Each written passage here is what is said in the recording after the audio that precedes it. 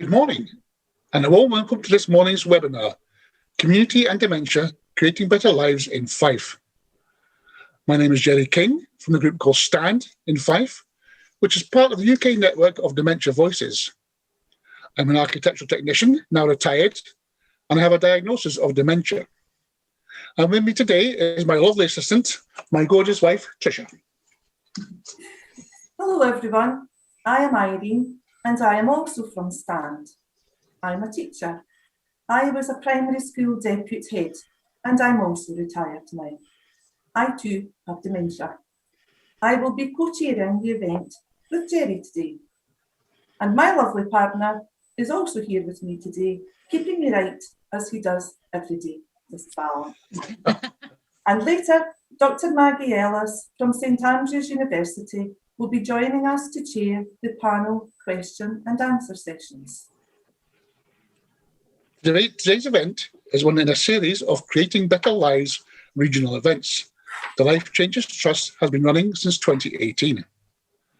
So far, they have visited Highlands, Grampian, Orkney, the Western Isles, Ayrshire and Avon, and most recently, Edinburgh and the Lothians. For each of these events, the Life Changes Trust works in partnership with local stakeholders, people living with dementia, and unpaid carers of people who have dementia, as well as others in the community who support individuals, families, or projects. These partnerships help with the planning and development of each event so that they are meaningful to local communities and led by the communities themselves. For the last few months, the Trust has been working in partnership with individuals and organisations from across Fife to design this conference. From this work, the Trust has been learning about the local priorities for people living in Fife who have dementia or who are unpaid carers. For instance, what are the gaps in services and provision? What have been the struggles during COVID pandemic and what has worked well? And what do people living with dementia and unpaid carers say is most important to them? These events are designed to help support local areas and all of us to think about how communities can uphold the human rights of people with dementia and unpaid carers. Now, before we run through the programme for today, we just have a few housekeeping points. There are 2 breaks scheduled in the programme, but if you feel you need a little more time away from your screen, then please feel free to do so. This webinar is being recorded and will be on the Life Changes Trust website in a few days, so you can catch up then if you miss anything. You will all be notified by email when it is available. During the webinar, if you would like to ask a question of the speakers or the panel, then please feel free to do so. You can put your questions in the Q&A section at the bottom of your screen. There is also a chat section. This is for you to use if you have general comments. You will see in the chat function that there is a drop-down menu. This gives you the option to share your comments just with the panel or with everyone. It's always nice to share with everyone, so please remember to select that option.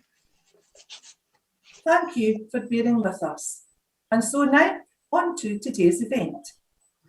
During the course of the morning, we will be seeing some films and hearing from local projects and individuals from across Fife.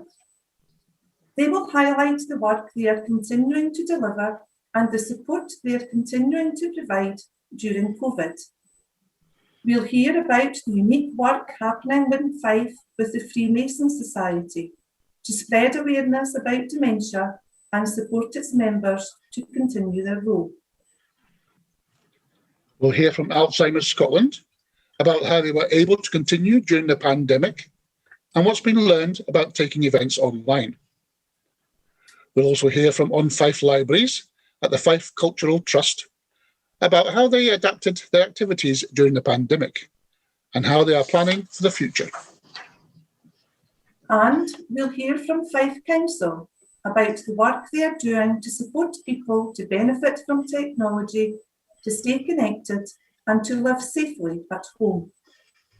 We will also be sharing what people living with dementia, unpaid carers, and those who work with them in Fife say are their priorities in their own communities.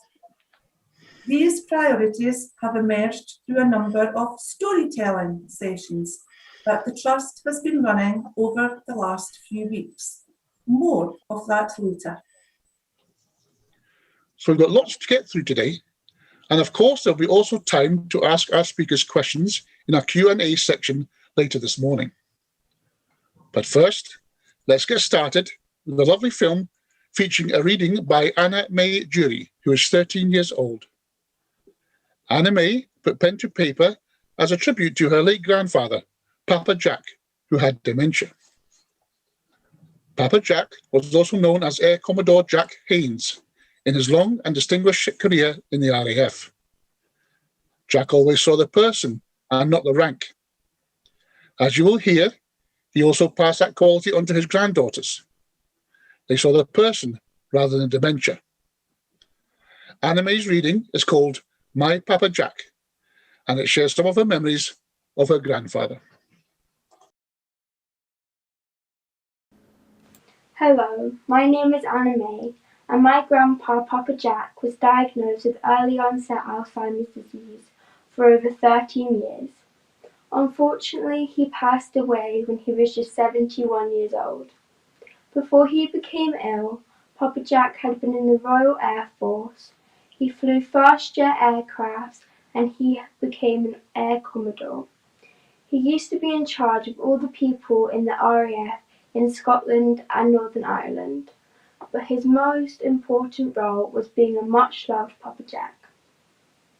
Papa Jack couldn't read, but I could read to him, running around the living room with Papa Jack close behind, lifting me up in the air, tickling me while I waved my arms about. When I was little, he would hold my hand, and I would never want to let go. As the years went by, it was me who would hold his hand. When I was a baby, he would change my clothes, but when he was poorly, I would take him upstairs in secret to help him change his. Walking into Papa Jack's house and hearing his voice, running so fast to him and squeezing him tightly, I never wanted to let go. Even though Papa Jack had Alzheimer's when I was born, he taught me so much. I loved him more than words could describe, and nothing could ever become between us. As he got more poorly, it was me looking after him more than him looking after me. Even if someone has dementia, that doesn't mean they can't live a fulfilled life. Thank you so much for supporting a dementia-friendly community. It's important that people with dementia have someone to talk to, places to go where they feel welcome, and are given support to help them through tough times. Even at the end, he couldn't say it. I knew he loved me. I love you, Papa Jack. Thank you for everything. Oh, what a beautiful reading. Thank you so much, Anna May, for sharing that with all of us here today. And we'll be hearing from Anna May's sister, Maisie, with another beautiful piece at the end of today's session. So, let's move on to our next section, which is all about local priorities. In a few moments, we are going to hear from Shona Cowie from the Village Storytelling Centre. They have been running sessions with people in Fife living with dementia, unpaid carers, and those who work closely with them to find out what is most important to them in their communities and what their priorities are for creating better lives. These sessions are called storytelling sessions, and they work by using creative methods to support people to tell their story. Storytelling is simply a gentle, practical way to do this, and it's also good fun. Shona will tell us more about these sessions and what came out of them, but first, let's find out more about how storytelling actually works. At the Trust's Creating Better Lives conference in Ayrshire and Arran, Sam Rowe from the Village Storytelling Centre explains. Good morning, everybody. I'm not Arlene, I am Sam, you might notice that. I work for an organisation called the Village Storytelling Centre, and over the last year we've been working with the Life Changes Trust to develop this storytelling approach, which you might have heard being talked about. And so I just want to tell you a little bit about the process that has led us to the priorities that you'll find on your table. We are an organisation that uses storytelling to support communities to find their voice. We've been working in collaboration with another storyteller called Claire Hewitt, who has a background in the Living Voices project, which worked in care homes across Scotland, gathering stories from the residents there. Our workshops, which we've been instigating, they normally begin by gathering everyone together, and we always start off with a song and a traditional story. And that just gives a feeling for, this is a different kind of meeting. Claire put it really nicely, I think, when she said people think they're coming to a meeting, and what we try to create is the atmosphere of gathering around a kitchen table just to share. But that story will often have thematic connections to some of the concerns that the group might be carrying, and we'll use that story then to kind of start off leading the conversation. It might be a story about building relationships, or it might be a story about community or a supportive society, and we'll let the kind of ball start rolling with that. So it kind of starts the conversation off from a kind of different and unusual place. Sometimes that conversation is enough. Sometimes people have come to that meeting kind of with a lot that they wish to share, and we just kind of give them the space to speak and to listen. But also we have the option to kind of like move into a next stage, which is to actually use a story creating process to support people to share some of their thoughts and feelings. And that normally revolves around creation of a character. So if we're working with a group of carers, we might create a fictionalized character who shares some of their experiences, who we could imagine being a member of the group that we're sitting in. And that character gives people the space to kind of project onto him or her, some of their own experiences, which gives them the chance to regulate their own level of personal disclosure, but also find the space perhaps to share some things that they might find painful to kind of like to talk about if there was too much personal focus. So for example, in another area, we talked about family conflict. So I don't know if that was happening in the participants' lives, but by being able to talk about this character, we were able to really explore those issues in a really open and kind of supportive manner. The other approach that we might use then is also to kind of introduce an overnight bag that belongs to a person perhaps living with dementia. And in that bag, there'll be all sorts of thematic objects that we've picked up from the previous discussions that we've had. And we'll pass those around the participants and ask them to talk about those and what it might mean to this character who owns this bag. So that might include doctor's letters or a driver's license, which is now out of date, or a set of keys. We might ask who helped pack that bag. And that gives people the space, again, to just sort of talk about some of the things that they have been, that are important to them through the prism of this fictionalized storytelling process. We listen to all these conversations, and then we distill down what we hear into the priorities kind of afterwards, working along with the Trust itself. And then obviously this is handed on to you at the conference. And this is the first time I've been able to attend the conference, so I'm really excited to see this next part of the process and how all we've discussed over the last couple of days is going to go forwards, and just to hear your discussions. I'm going to hand over to Anna now, who is going to just introduce some of those priorities that we've identified. So thank you very much. Many thanks to Sam Rowe for telling us how storytelling works, so that people can tell their own story and have their voices heard. As we mentioned earlier, these sessions have now been running in Fife, and there have been sessions for people living with dementia, for unpaid carers of people with dementia, and also sessions for those who work closely with the support individuals and families. After these sessions, all of the conversations and stories are distilled down into a set of local priorities based on what people have told us. I'm now going to hand you over to Shona Cowie to tell us more. Welcome, Shona. Hello, everyone. Thank you, Gerry. It's really nice to be here. It's a real privilege. As Sam mentioned, we tried to create an atmosphere of gathering around a kitchen table, but I have to say, in the session with Gerry and Irene, I really felt like I was at their place just joining in one of their normal chit chats that they have. And it was so evident, the support that they offer each other, and the kind of joy. And we all had a great laugh. So thanks for letting me share that time with you guys. So yeah, we are the Village Storytelling Centre, and as Sam said, we think that stories have a really powerful role to play in supporting us to have better conversations. I also think they've got a great role to play as a tool of intervention when you are engaging with a powerful story. If you're having a cup of tea in your imagination with the Queen of the Fairies and the Troll King, it's very hard to be thinking about your emails at the same time. When you're hearing a story that you're engaged with, your headspace is repositioned momentarily, and that has physical effects on us. Our heart rate drops, the serotonin and dopamine and oxytocin levels can rise, and our adrenaline levels drop. So neurologically, this is doing good stuff for us, and that can help us move into a space in which we can have better conversations and maybe work through things in a slightly calmer and more positive outlooking way. What am I talking about? Yes, we ran 4 sessions online, myself and my colleague Dan. These sessions were for people with a dementia diagnosis, for unpaid carers and professionals and volunteers. We also ran a training session for professionals and volunteers to share our techniques. In the sessions, as Sam mentioned, we created fictional characters together.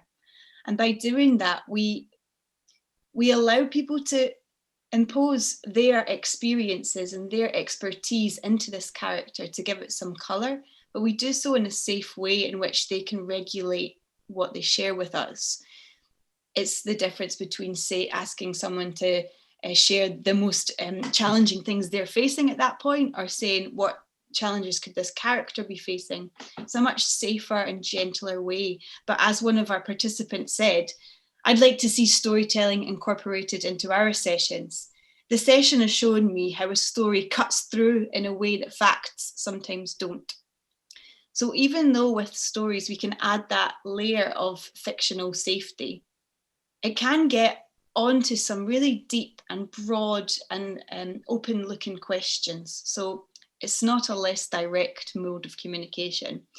I think if you told me a year ago that we'd be moving all of our practice online, I wouldn't have believed you, and I probably wouldn't have been happy, because we have a sense in the storytelling scene that it has to happen eye to eye and heart to heart. It has to be face to face, really.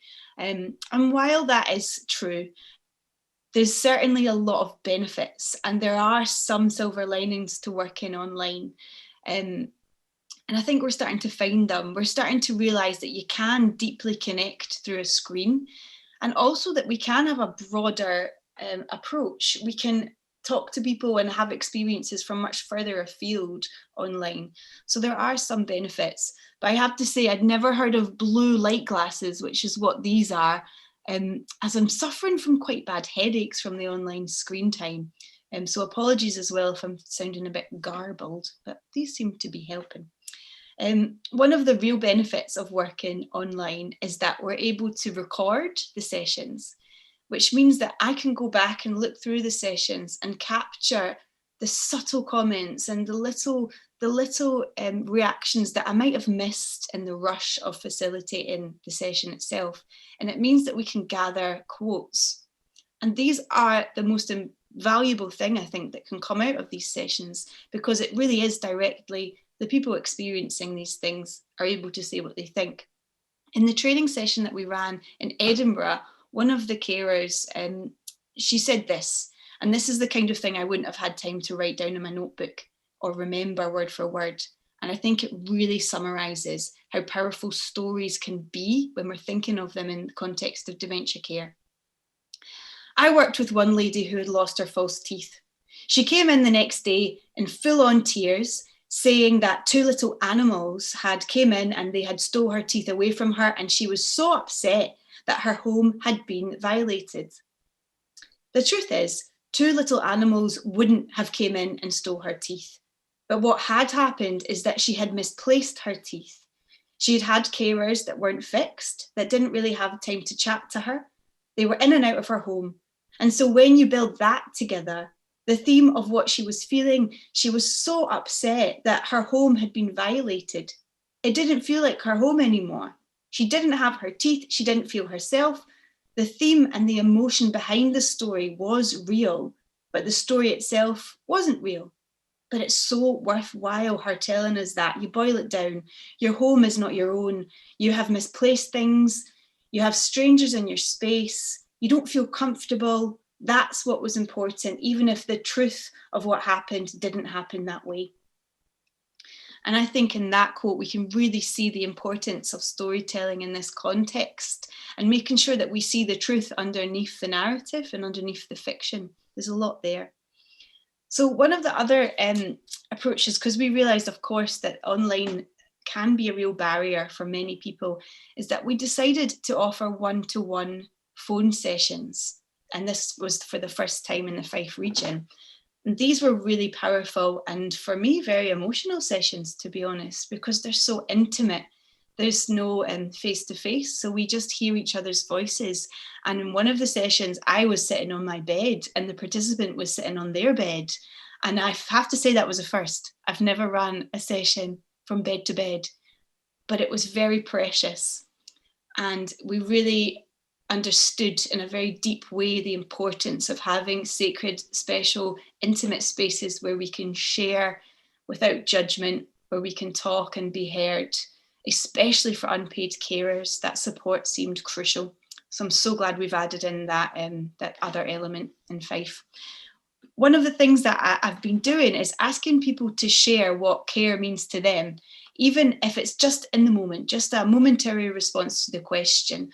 I did this in Edinburgh and Lothians, and the list that came out felt really powerful. So I thought, why stop? Let's keep asking people what care means. And maybe by the end of these sessions in the summer, we'll have a very broad picture of what care means in dementia contexts to the people of Scotland. So I just want to share that list with you now. Care is close friends. It comes from people you don't expect. It's nature. Having fun and being comfortable enough to be silly. Care is a big word, big advice, or little whispers in your ear. It means the world. It's human touch. Seeing beyond, encouragement, connection, being seen for who you are, not being tarred with someone else's brush. Care is empathy, shared experience, momentary and consistent. It's acceptance, being valued, laugh, smile, joy. Care is teamwork, interaction based on strengths, touch, trust. Care is within you. It's a behaviour. It's not so much taught as nurtured. Care is relationships, is connection. To care is to empower.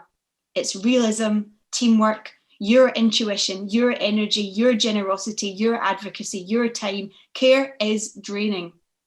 It's demanding. It can be demoralising. It can be exhausting. Care is not always rewarding. It can be frustrating. It can take you to the very last of your patience. If I speak from what's in my heart right now, care is doom and gloom. It can be hard to care when you are empty. There is nothing more of me that I can give right now. There doesn't seem time to care for myself. Processing time. We may need more of that. Care is good. Do you know what? It's good.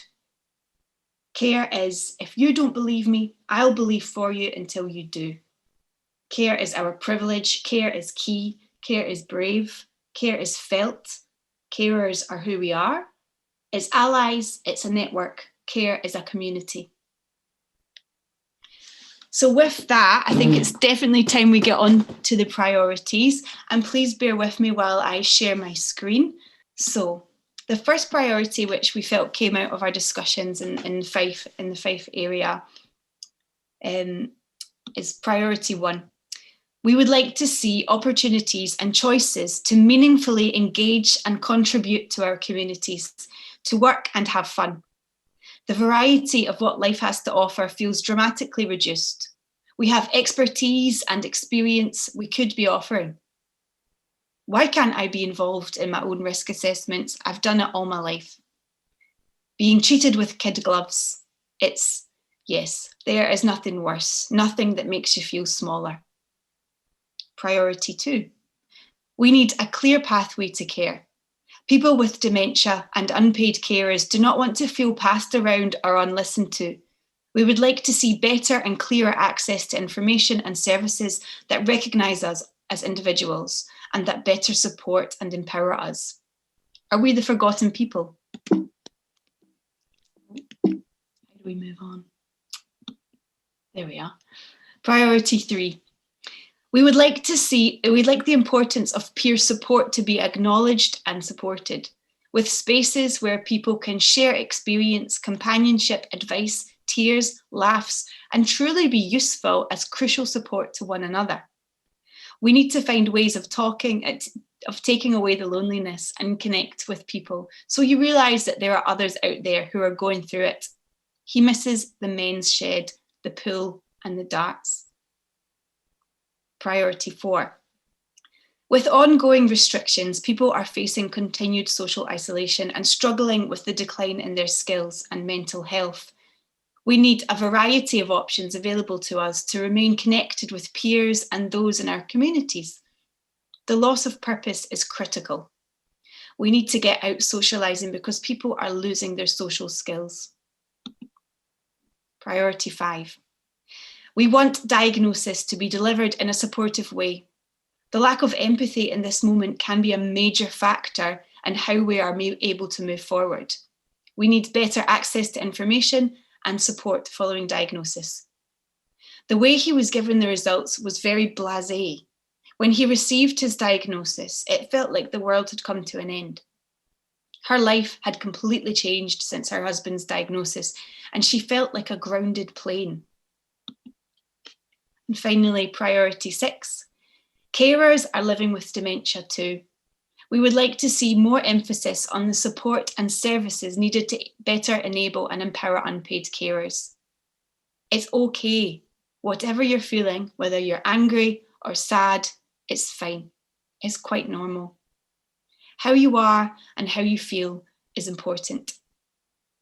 And finally, 24/7 is taking its toll on me. So thank you so much for listening to these priorities and a bit of the context of the storytelling sessions. I'm going to hand back now. I think we're going to Maggie from St Andrews University, who'll be able to tell you more about her role and who will be leading the questions. Shona is very skilled in what she does, and I attended one of her training sessions on storytelling last week. And it was just wonderful, and I thought I really want to give this a go in my own working life. And just to let you know, Shona, I tried the character development part in some training that I delivered the other day, and it worked so well in getting people's emotions and thoughts across. So thank you very much for that. You've given me another tool for my toolbox. Okay, so I am Dr. Maggie Ellis, and I'm an academic at the University of St Andrews. And I have been working with people with dementia as a volunteer and a researcher for 20 years now. My first experience of working with people with dementia and their family members and professional carers was when I was a volunteer with Alzheimer's Scotland at a daycare service when I was an undergrad. And the first thing I did as a volunteer was join in the hokey cokey in the day room with the service users, and I immediately felt at home and felt like it was just great fun.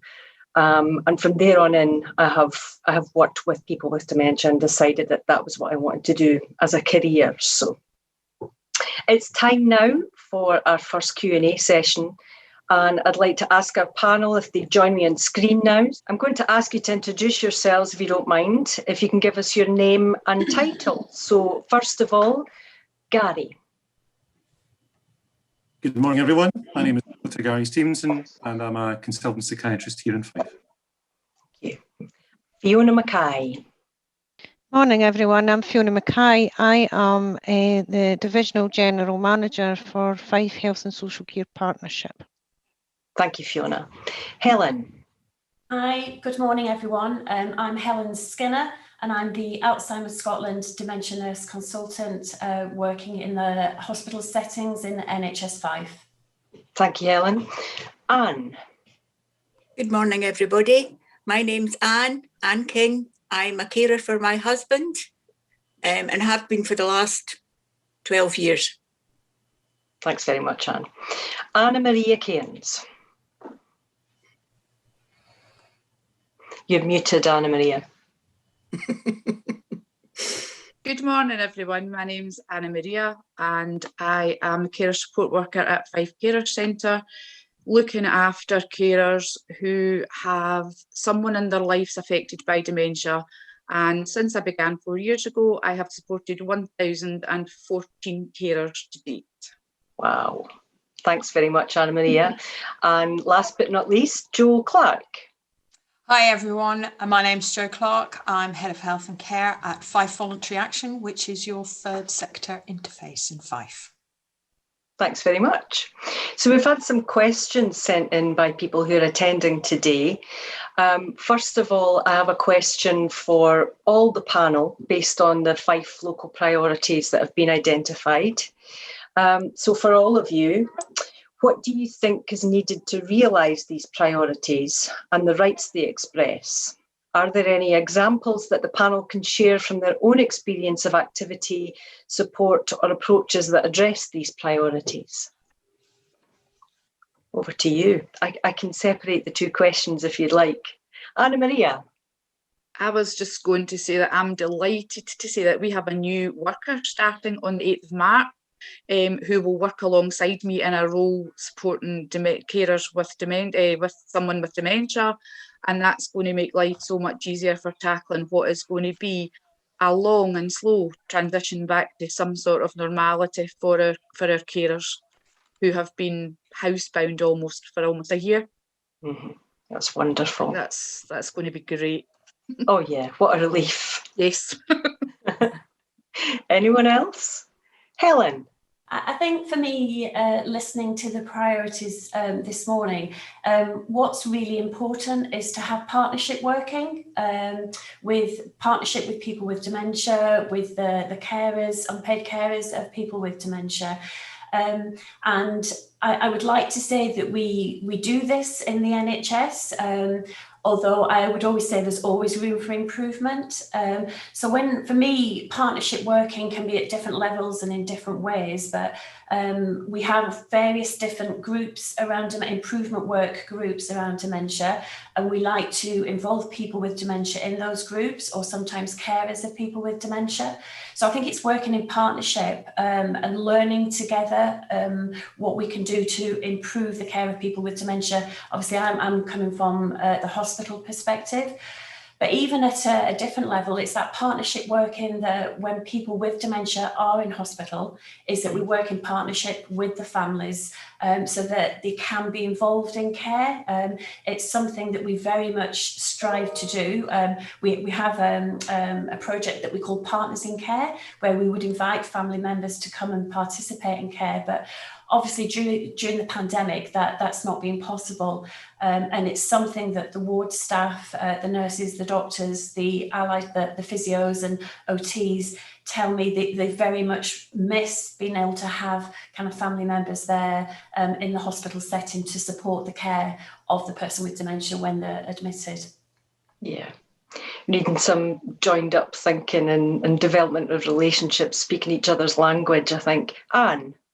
I would just like to say there's an awful lot of partnerships going around, but they're not all joined up. So there's a lot of things we, as myself as a carer, don't know about. And you're pushed from pillar to post, but you've got to contact each individual service individually. It's not as if, you can all get together and discuss what's going on. Mm-hmm. And as a carer, you do feel left out because other people are making decisions, coming back to you and saying, right, this is what we're going to do. Mm-hmm. Whereas, we've been married 50 odd years. So I'm, like to be part of what's going on. Of course. It's important to feel involved. Yeah. Gerry. Yeah, thanks very much. I mean, and I think from the priorities, one of the key things is that continuity of care. So often dealing with people even before they get a diagnosis of dementia, but the same people who are involved in the early stages then continue that journey along with the patient and their family to help, I think, as Anne was saying, almost signpost, because there are so many organisations out there. And I think it's very difficult for an individual with the diagnosis or their spouse to be able to try and learn all that information anew. So it's how we signpost and follow that journey through from pre-diagnostic to the diagnostic stage and into the later stages of the condition as well. Thank you, Gerry. Any other points on that question?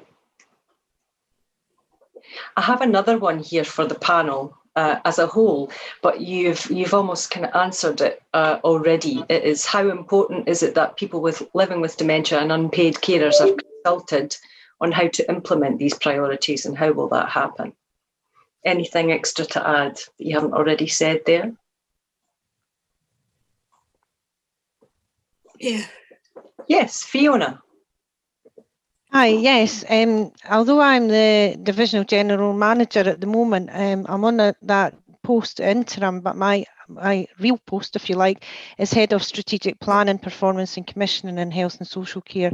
So I work closely with all our third sector partners. I'm involved in the commissioning of services, and I'm also involved in the redesign of strategic planning.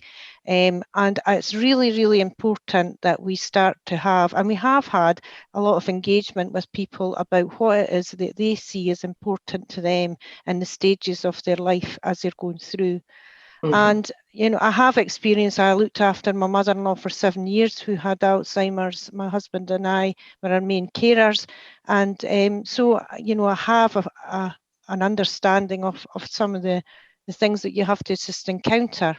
Mm-hmm. But we want to hear from people, we want to listen to people, we are in the middle of reshaping our dementia strategy, and that's going to link into our carer strategy. So it's about linking things up and making sure that it's not just silo working in different strategies, that the strategies all link together, so that if it is about carer support, then where do we link that over to our carers' work?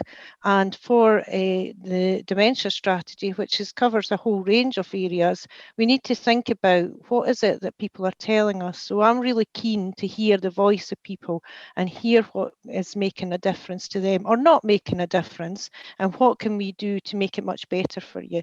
So we are going to we have got local area coordinators who we're going to employ to work out in the communities, listen to people, listen to their ideas, but also to be that person that instead of them being signposted to all different people, they can support people to do that for them and make it much easier for them to negotiate through, which is sometimes a very tricky area where you're trying to find all different areas and information.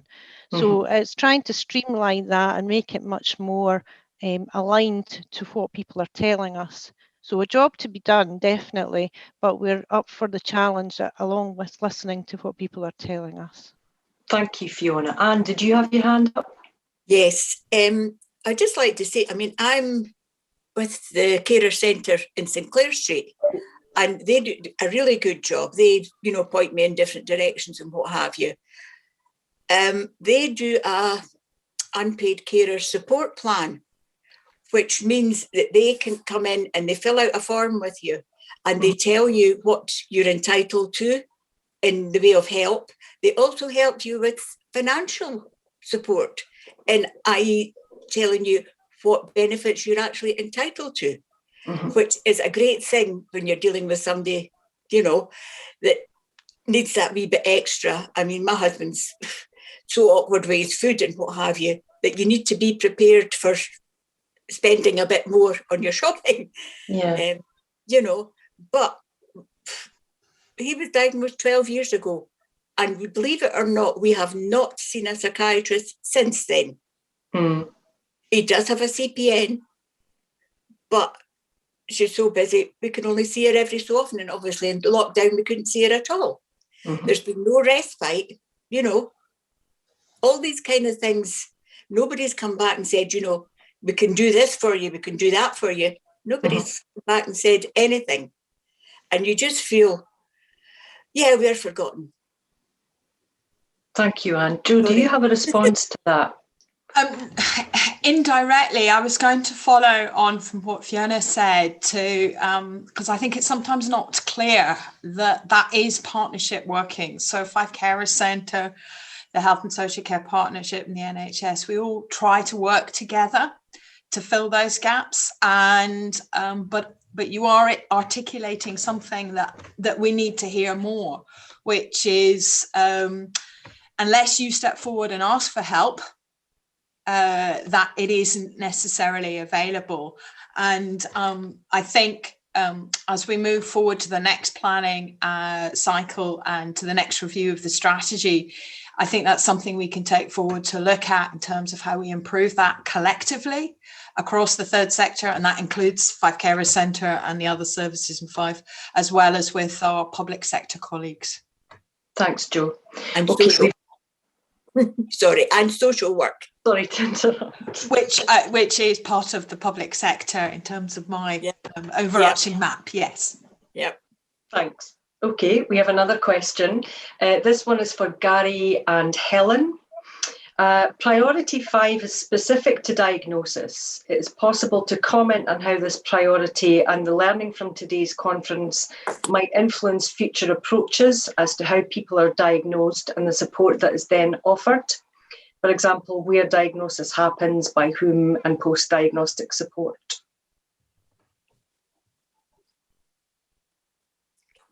Thanks very much for that. Yeah, I mean, I think from where the diagnosis happens is the first part of that comment. And I guess for many people, they'll receive a diagnosis often in an outpatient clinic.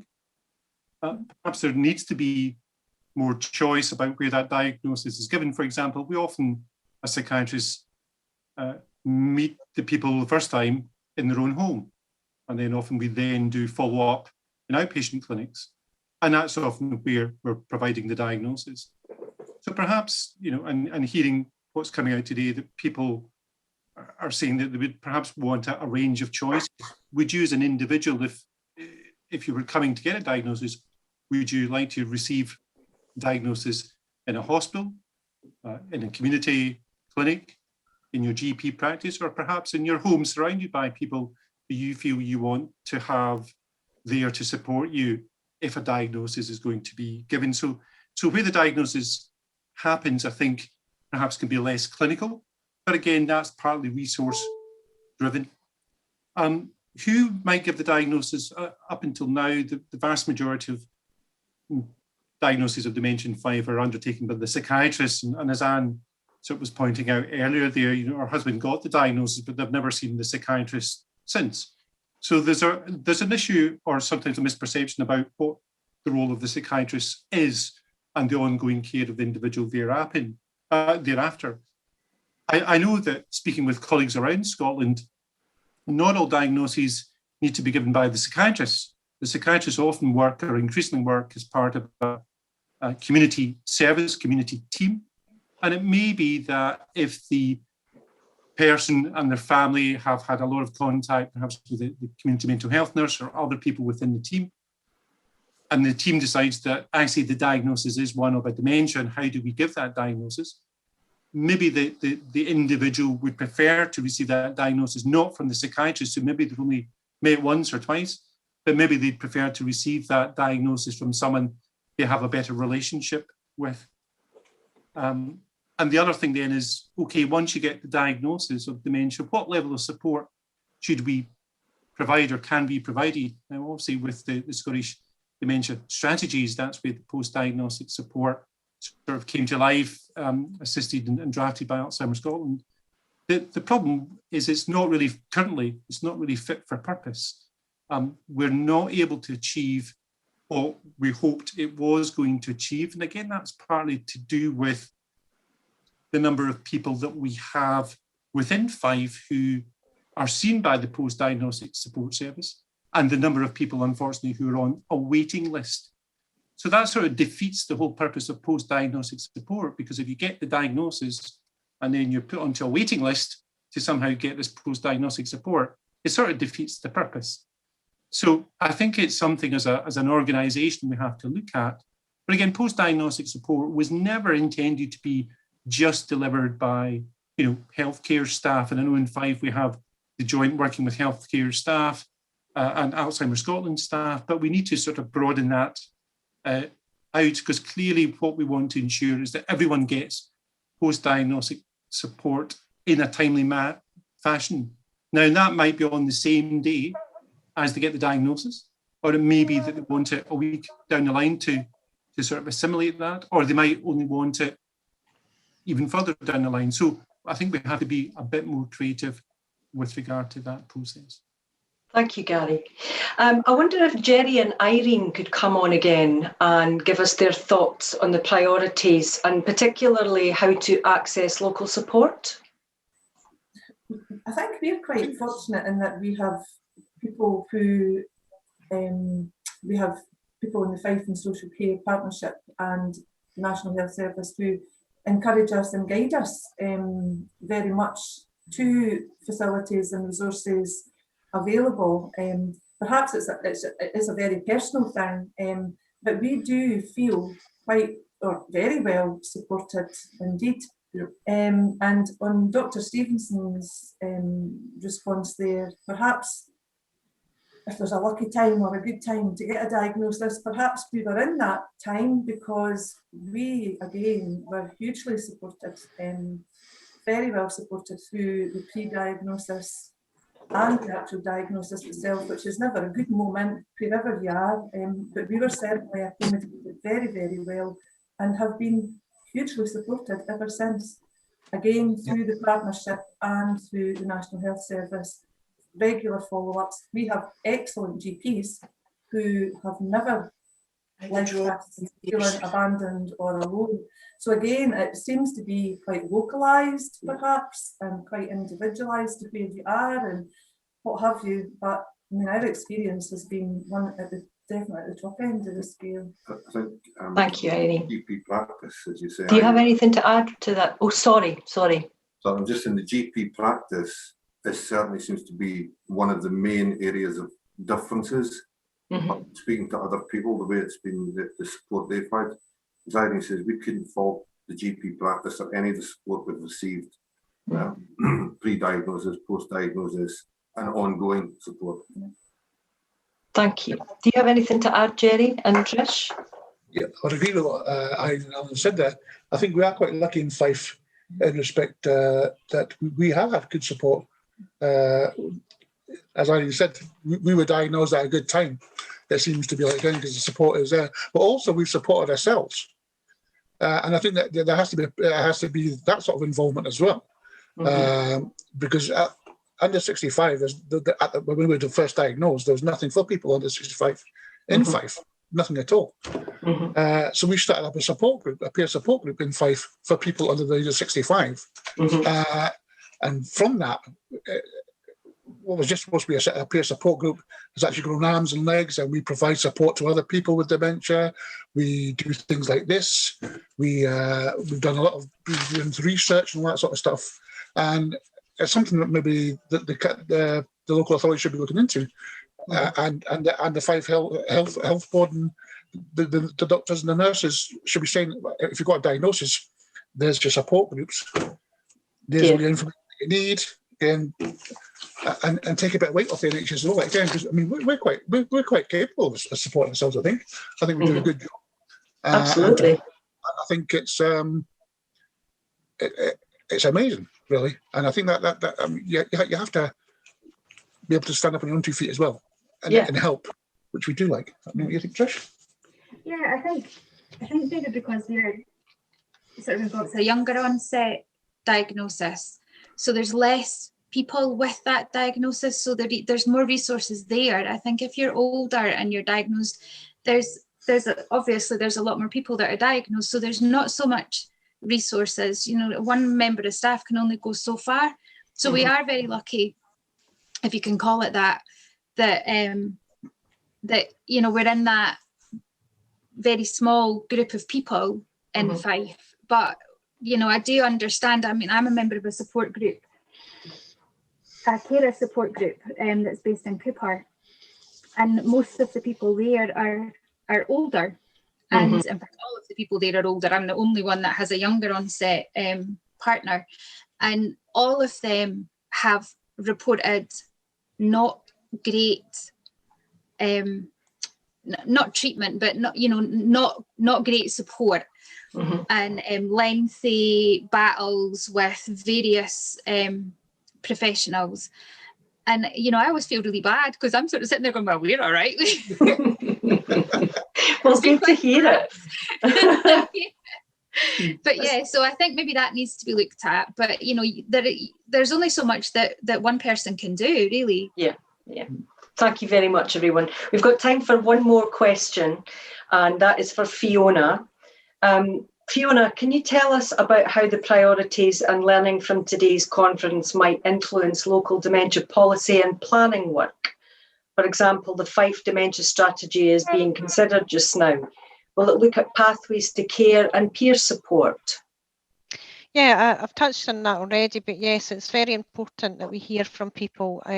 It's lovely to hear the good stories, but also we need to understand the stories that have not been so good, and to give us an idea of what is required going forward.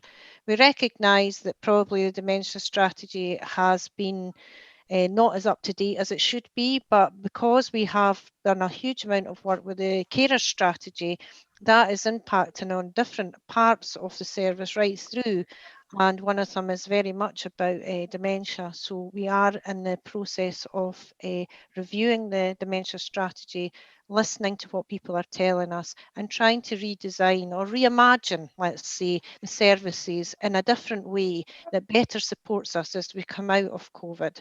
And we know it's been very difficult, and obviously the other part of my job is social work, and we know that it's been difficult because we've not been able to have that face-to-face, or services have been very restricted. Respite's been all but nearly stopped, so as daycare facilities, because of the restrictions that the government have put on us, rightly so, and we want to keep people safe. But we need to think, coming out of this, what is it that people actually do want when we start to have these services? Is it the same kind? Is it something different? Is it about having a buddy or whatever?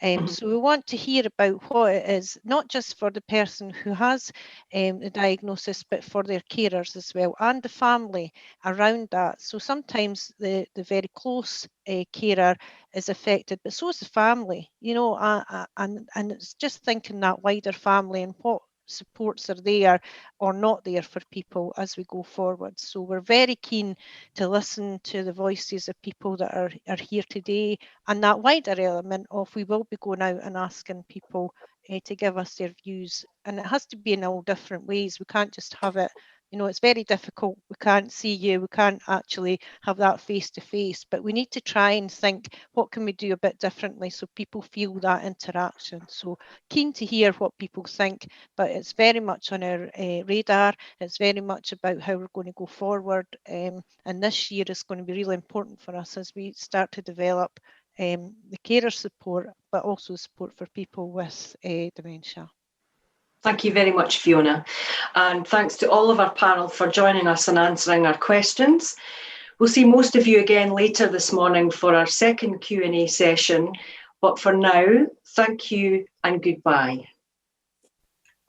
Welcome back, everyone.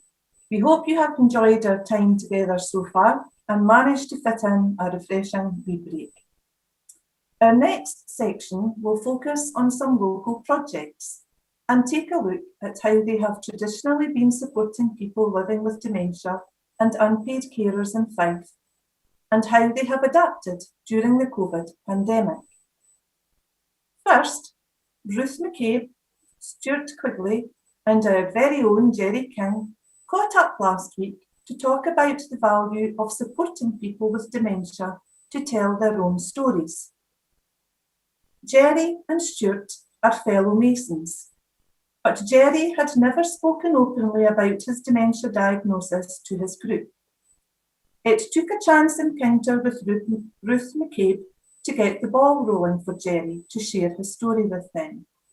So now, let's see what happened when Ruth met Gerry. Hello, I'm Ruth McCabe and I'm the Project Manager for the Dementia Friendly Fife project.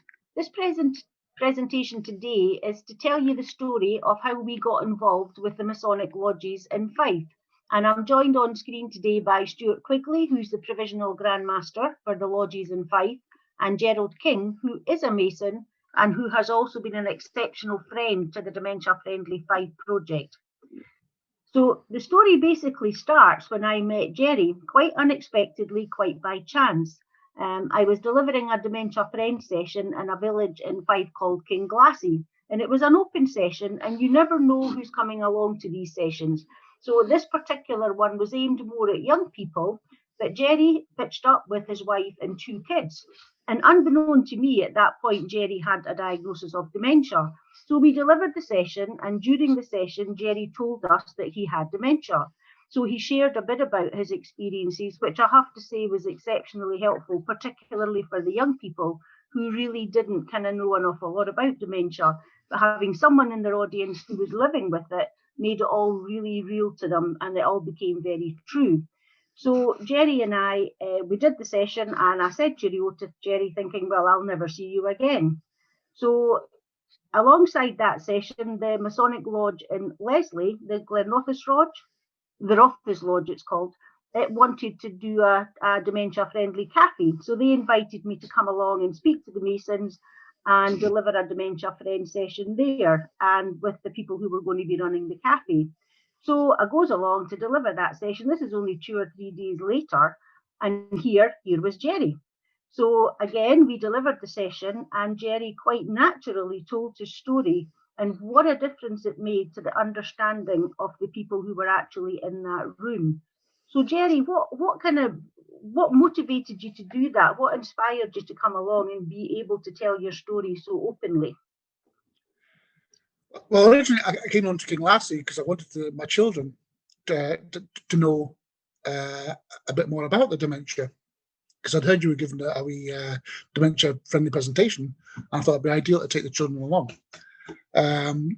which was a great time. And then I heard you were doing the one in Leslie, and I thought ideal opportunity for me to start really just sharing my diagnosis with other Masons. I've been in the Masons for quite a number of years, thoroughly enjoy it, and it's something that I would don't want to give up. And I thought this would be an ideal opportunity to actually just tell a few friends what's actually happening, and everything just expanded from there, really. I mean, the Masons have been absolutely phenomenal. I mean, we've given dementia presentations to well over 1,000 people, but the Masons have the uptake from the Masons has been absolutely incredible, and the support for me personally has been tremendous. I can't fault them at all.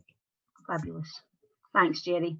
And Stuart, you came along to that Dementia Friend session at the Rothes Lodge. So what did you make of it all, and what motivated you to then take the message further? Yeah, that's right. I became aware of it through just someone advising me that this meeting was going to happen. Would I, as Provincial Grand Master, like to come along and just observe with a view to, is it something we could roll out to the lodges and other members? So I took that opportunity, and it was good to be there and hear Gerry's presentation, because I think that was the one that kind of hit home, that this was someone who we all knew as a Mason in the province, and we all knew well. And lo and behold, at the age of I think 55, mid-50s, 55, yep. Gerry had got dementia, and I think that was something that hit home to us all, that the thought that this was something that would be for the old age, and it wouldn't affect any of us, suddenly hit home how that wasn't the case. I attended that along with I've been at other lodge meetings as well. I've been at other meetings with other folk from other parts of the community. I've been at the meeting, and it was part of just trying to get Freemasonry involved a bit more in local communities and local community action groups, just to put ourselves out there a bit more.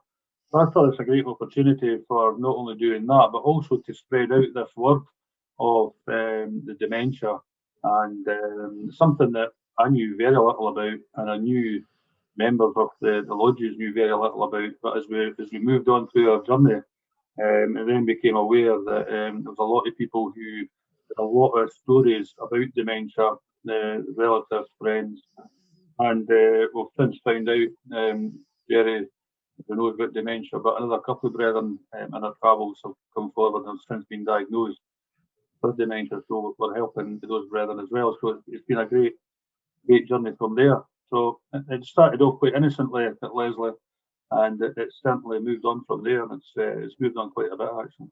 Yeah, and over we were actually quite active for the best part of a year. And over the year, we must have visited around 20 lodges.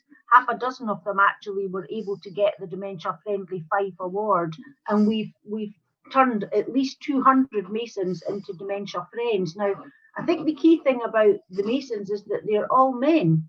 And, you know, to have a conversation about dementia with a group of men who probably would never have wanted to talk about the subject has actually been quite phenomenal. It's been a huge opportunity to raise awareness, help understanding.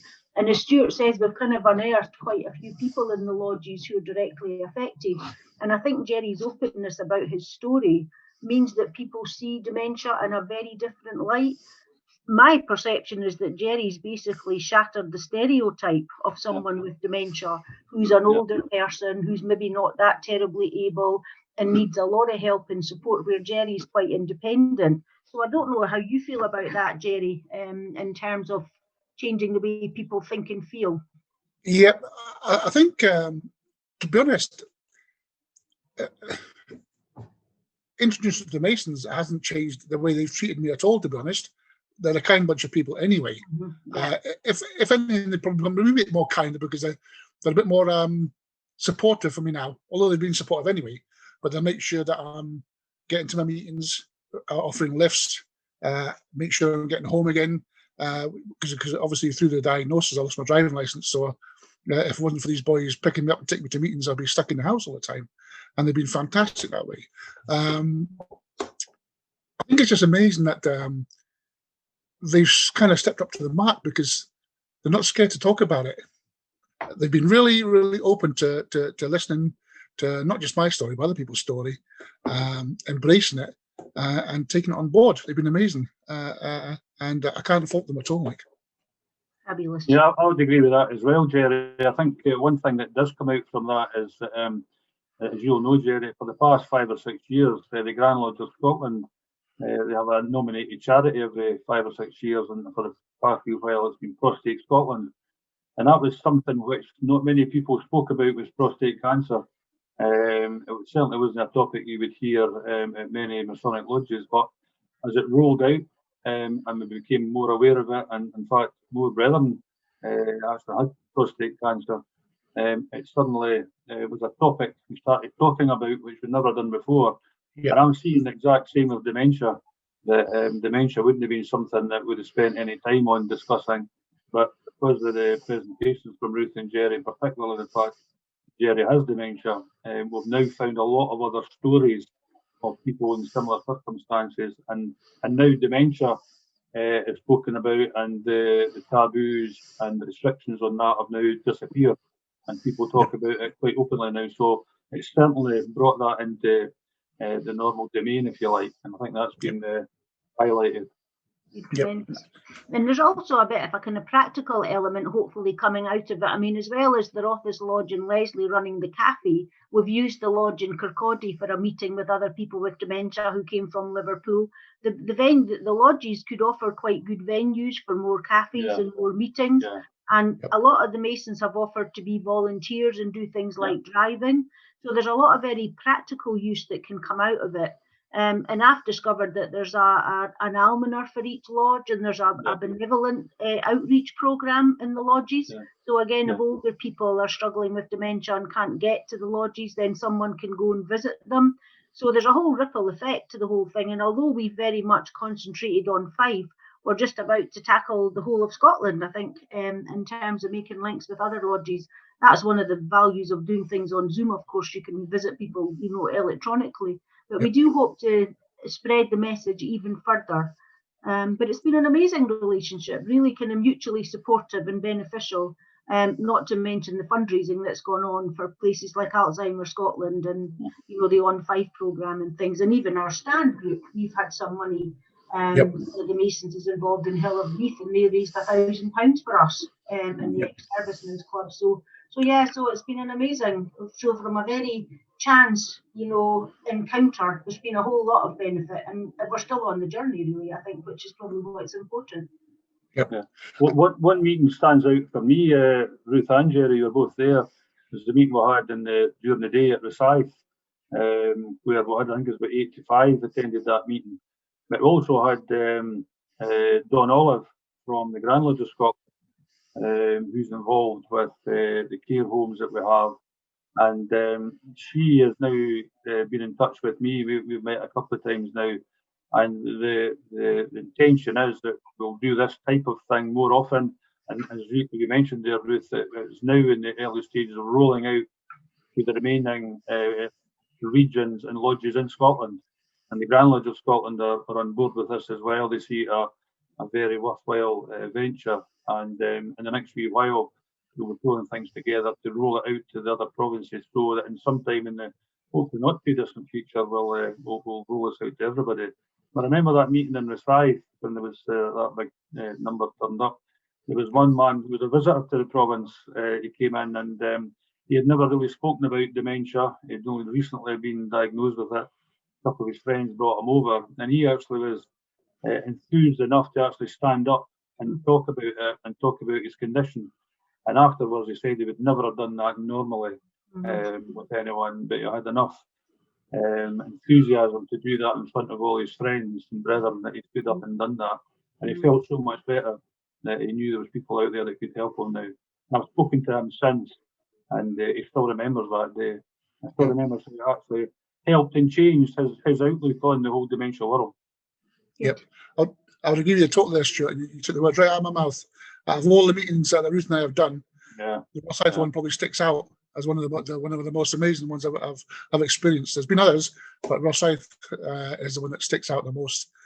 Just sitting there having a conversation with Ruth in front of all those guys, like 80-odd people, and that gentleman standing up. It was amazing, and you could have heard a pin drop. And the attentiveness of all these people, and not one of them was sitting there chatting away with each other. Everyone was just totally fixated on what was being said, and it was quite an amazing experience. Yeah. Yep. So a chance encounter led to all this, which is marvellous. So thank you both. Yeah, pleasure, absolute pleasure. It's a pleasure to be involved in it. And as we move on, as you mentioned, Ruth, something I'm going to certainly ensure that we make available.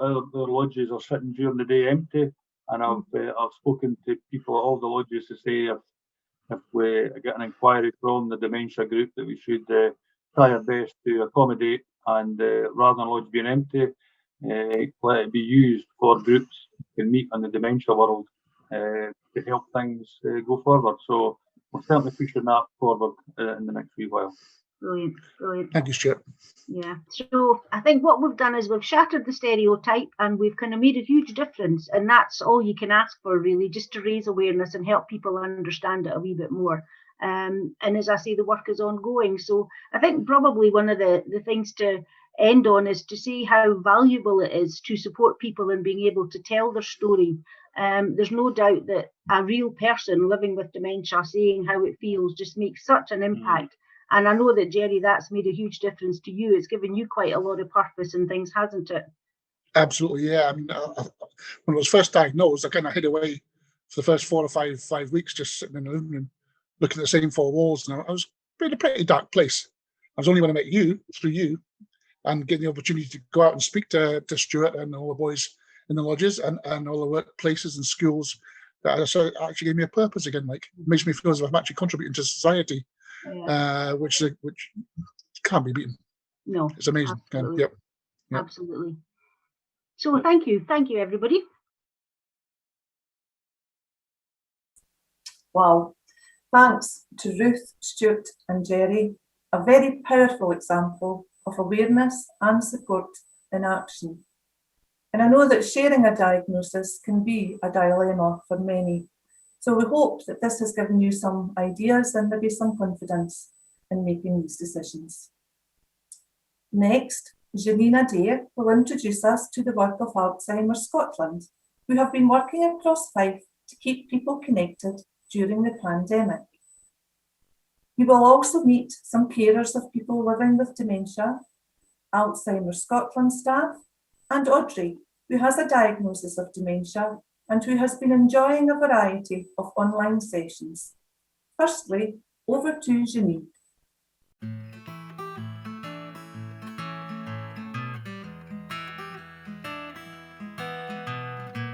As dementia is a progressive illness, here at the Fife service of Alzheimer's Scotland, we offer a blend of services to meet individuals' continually evolving needs.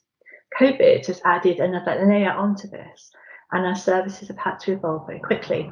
In this video, we're going to meet some of the people who deliver and attend some of our groups and services to hear how they have been affected by COVID and what has helped them. So first of all, we'd like to say hello to Paula. Paula, hello. You come in. Paula, now then, Paula, you are a massive carer, supporter and helper for your mum. You're the rock for your dad. Tell me, what kind of support do you receive, Paula, as a carer? It's mostly either video call or telephone call, but people have made themselves available. They say ring. It's from from the whether it's from the post-diagnostic dementia support team or the carers support team, the nurses, the dementia, the CNP. Sorry, the nurses that are involved. We did have some visits. That's sort of tailed off again since before Christmas, so, and that's understandable. But there is an ongoing dialogue, so I know who to ring now, whereas before it was at the start of it wasn't so easy, but we were a year on, so. So how has that lack of physical contact, that face-to-face, how has that affected you? Just because I live with my mum and dad and we're in the house, putting voice to face was very difficult until we started the video calls, which was great for my mum. She likes doing them, actually. So what kind of help do you think carers really need? What in a nutshell, what would you say that during the pandemic, the videos clearly worked well for you, hasn't it? Yes, because I'm used to it, but I'm used to using this technology, and that's what you sort of always think about. That's what partly stops me from calling people sometimes, because I think, well, I'm not in as bad a situation as maybe somebody who's really struggling, hasn't got all this, and I think every carer feels that on some level, that don't want to bother people. And I never thought I'd be in this position, because I've been in the other position of helping carers. Mm-hmm. And I find that really eye-opening for me, because I have stopped calling the GP, or I have, because I don't want to harass them in this the situation of the pandemic, and or calling the carer support, because I think, well, maybe I'm okay and somebody else needs it more. So I think every carer probably feels that. And the thing is, you get to a crisis and then it's like, we could have maybe stopped that. I realise now I could have maybe preempted that by saying, talk to somebody, because you need to talk. And I never realised that as much, because I'm not a big talker. I am now. I'm getting there, put it that way. And talking is the way through this. I really, sharing experiences, getting other people's observations, opinions, letting somebody know how hard it is at times when nobody else seems to know outside of this, our little threesome. Even my family, my brother, who we talk to every day, doesn't always see the side that we go through, or the sides that we see of the changes and everything. So, but knowing that there are people that talk to you and they listen, and and they understand because they've been in the situation, or they're going through the situation themselves. They know. So yeah, it's connection is very important, which the thing we're all struggling with. Absolutely, absolutely. That's really, really helpful, Paula. Thank you. So keeping connected, people being quite proactive and making that connection for people who maybe feel a bit reticent to call will be really, really helpful during the pandemic. Right, that's really good. So welcome, Hugh and Barbara. Thank you for joining us. Now then, Hugh and Barbara, you are huge supporters of your loved ones who are at the moment living in care homes. Now, we've heard how difficult it is with no visiting to care homes. Have you found a way to help keep yourselves connected? Barbara. Yes. We at the present moment, we rely now on Zoom. And we have Zoom calls 3 times a week. My daughter, she's in Dunfermline. My son is in Kirkcaldy. And on these Zoom calls, Mel, of course, was diagnosed with dementia 2016, but it was 2018 before we joined the Alzheimer's group, which made a huge difference. And as you know, we enjoyed going down to the group Mondays and Tuesdays. And one of the favourite ones was the seated exercises and the music. And so since the pandemic and being able to join the group, which is wonderful for me because I'm in the house by myself. And so always when we have these Zoom calls, it used to be we had the telephone, and the telephone wasn't good because Mel's hearing's not very good. But because we can see each other, it makes quite a difference. And I try. We've always been a musical family. So the exercises that Tracy does with us, I do seated ones, of course, but things like, catch a falling star and put it in your pocket, that kind of thing. And Mel joins in. Sometimes, people with dementia, they're silent a lot. You've got to lead the conversation. But as soon as the music starts, his face lights up. And when I say music, it's only me singing, but he joins in. I've never actually tried it, with the recorder. But one example I could give you, excuse me, was, at Christmas time, we were doing sort of the jingle bells and that kind of thing. And he was in the lounge. Sometimes he's in his room, but sometimes he's in the lounge where there are other people. And Mel and I were doing the jingle bells and when we finished, people round about started to clap. So I said to me, I said, obviously they could hear. I said, all right, so well, we'll do another song. I said, so we did, I think it was She'll Be Coming Round the Mountains, that kind of thing, try to do the actions. And that brings a smile to everybody's face, I think. But it certainly helps me as well. You've managed something very similar, haven't you? Yes, my wife's been in a care home about the last 6 months, and it's slightly complicated. It's not just her dementia is getting more severe, but she's also had severe mobility problems. That's right. She can't really stand and walk without assistance. And I think with COVID, we assumed that we'd be able to go and visit regularly and take her out for trips and things, but she's been stuck in the home and, just in one room for a lot of the time. We tried telephone calls for the first few days, but that was not very satisfactory. So we've now got an arrangement with the home that we have a video call with her every afternoon at 3 o'clock. And we've now got into the procedure where they actually contact us at 3 o'clock. And we get a better connection that way. They normally contact either myself and our daughter. And we also then call in other people to join the conversation. So the 2 sons who also get, one comes in most days just for a few minutes. The other one's working during the week, so he comes in at weekends. But we've also been able to include all sorts of friends from around different parts of the UK and overseas.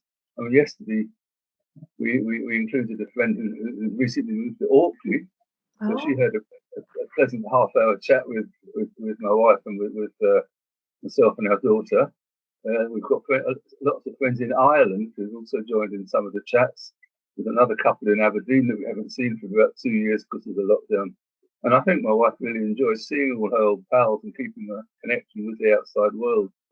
That's wonderful. That is wonderful news. Hi. Hi. Hi, Audrey. Hi. What do you like about going to groups? I like everything. I like the music. I like the quizzes. I like playing bingo. I just like everything about it. It gives me company. Yeah. And what was it like going for the first time? It was a bit. I thought it was a wee bit scary, but once I kept on coming on every day, I started to really enjoy it, and it gives me a purpose to get up out of my bed in the morning, because my day runs round my groups. That's right. It's great having a bit of routine, isn't it? Yeah. What was it like the first time you went to the DRC, Audrey? How did you feel then? When I went to Alzheimer's Scotland for the first time. Yeah. The first day I went to Alzheimer's Scotland, I thought I would maybe not like it because they were all older. So I went along and gave it a go, and it's the best thing I've ever done because I absolutely love the centre. Got a lot of enjoyment out of it. I went to most of the classes. I got to ken all the people. I got to ken the staff, but I got to meet people with dementia, and I just love it. Just love it all. I just wish more people would use the centre like me. Yeah. Did you come along with someone for a bit of support initially, Audrey? Yeah, I come along with Sarah the first time. It was my dementia nurse Maggie asked me to go along and to go with an open mind, and I loved it. I used to jump up out my bed in the morning, kenning I was going to Alzheimer's in the afternoon or in the morning. Excellent. Me too. I'll jump out my bed and do the same, Audrey. Well, I used to. Now I look at my illness maybe being a blessing instead of, like, I used to think, oh God, I've got dementia, but now I look at it being a blessing because I thought having dementia, then I wouldn't have been able to go to Alzheimer's and meet all the people and come on the groups, and so I look at it totally different now. Love it. Yeah. God, I've given me goosebumps, Audrey. Yeah. It's great that you can use the internet, but I don't think everybody can. I struggled to start with because I didn't really could work a laptop and that, but when I got invited onto the groups, my first laptop didn't work, so my son went and bought me a new one, and now I could get it down to a fine art. Sometimes it take a wee while to get on, because sometimes you can't get on, you keep getting kicked out, but then I just persevere and then I get on. Yeah. You definitely do. I think we're really quite lucky the fact that we could actually still hand out activity packs for the people who can't get on to our groups, and we do a lot of phone calls and things. And also had Connect in Scotland, who very kindly gave us a whole load of laptops and iPads, and we were able to deliver some of these to people who didn't have any devices, and were digital champions who were able to help them out to get connected as well. And there's an ongoing support with the digital champions for the devices that we've been given out.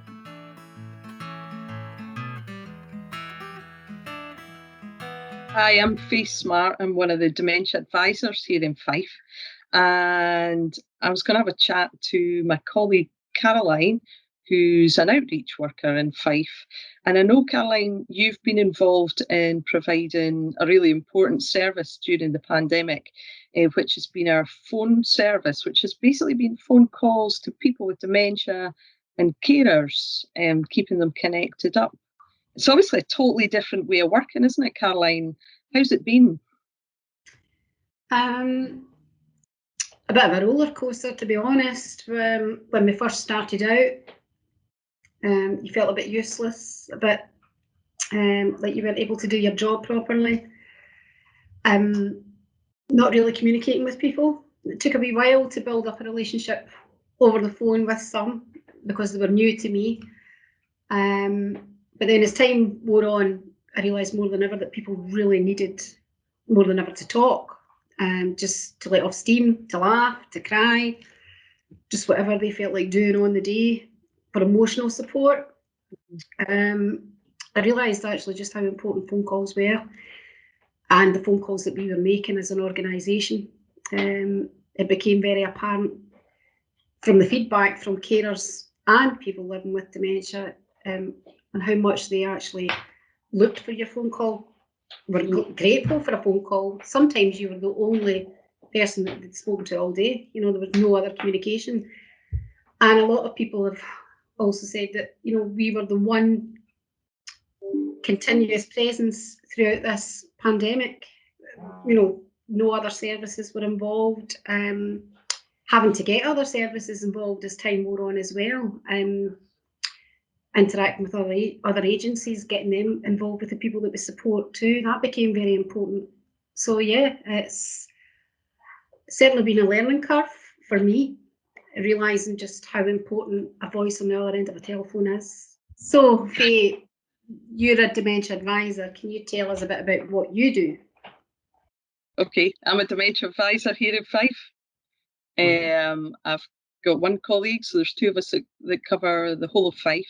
And basically, we're here for anyone to get in touch with us about anything to do with dementia. So they can ask us questions. They can talk things through with us if things are getting tough or if they have concerns or specific worries. And that can be on anything from pre-diagnosis right through to end of life, things that people want to talk to us about or ask us about. We can signpost them onto other supports, either Alzheimer's Scotland ones or other supports in the community. And sometimes people just want someone to talk their difficulties through, run things past us. It's a free service. And people can speak to us on the phone, they can email us, we can have video calls, and in exceptional circumstances we're still able to do garden visits. Hopefully we'll get back to doing face-to-face contact with people soon too. I guess the point is to try and be a point of contact, so it's hard enough for people to know where to turn when things are getting difficult, because it's a pretty stressful thing for anybody to deal with. So hopefully that's where our service comes in, and being there for people to contact and to know that we're there on an ongoing basis.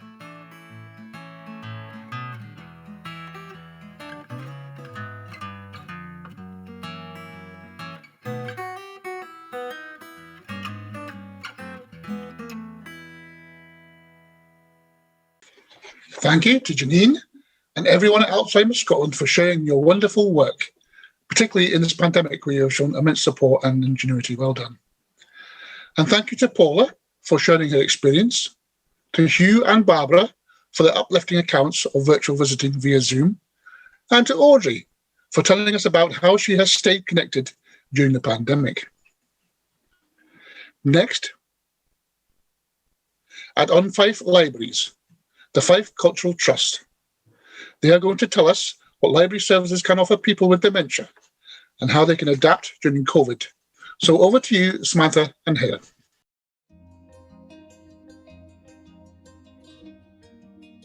Hi, Samantha. I thought we could start off by you telling us about On Fife's dementia programme before COVID. We had quite a full programme, didn't we? Well, Heather, we certainly did. We'd really started to gain some momentum with our dementia programme. In 2019, we had over 1,000 people come to our dementia activities. It started with our reminiscence-based sessions, Moments in Time, which were based in libraries, but we also went out into the community, so places like care homes. This then expanded to include movie moments, or dementia-friendly cinema screenings, where Grease was definitely the word we were singing. We also saw the story of the great sharpshooter Annie Oakley, and we even enjoyed a mince pie at White Christmas. And don't forget about the magic table. Oh yes, now this is possibly one of the most exciting developments to our project. We became the first library authority in Scotland to attract external funding for a Tovertaffel or magic table. It's an absolutely amazing piece of kit. So it's a mounted projector that projects interactive light games onto a table, and the games have been specifically designed to provide physical, mental and social stimulation for people with dementia. And word of mouth was just starting to spread. I think what we learned from all of our activities is that the important part is the interactions, and that's however small, and also emphasising what participants can do, and most importantly, having fun. And talking of fun, we thought you'd show you a clip from our Groove On, our dementia-friendly disco, where we dug out our dancing shoes and danced the afternoon away.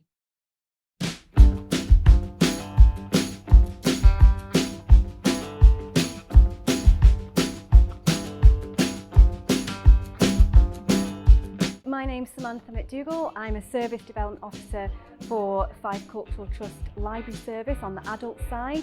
We're here today at Rothes Halls to take part in our wonderful dementia-friendly disco Groove On. You'll be able to see round about you that the theme's Halloween this time. Groove On started in 2018 with our Moments in Time sessions. These are reminiscent sessions, but there are a lot more than that. It's not only about reminiscing, but also about enjoying the current moment in time that you're in.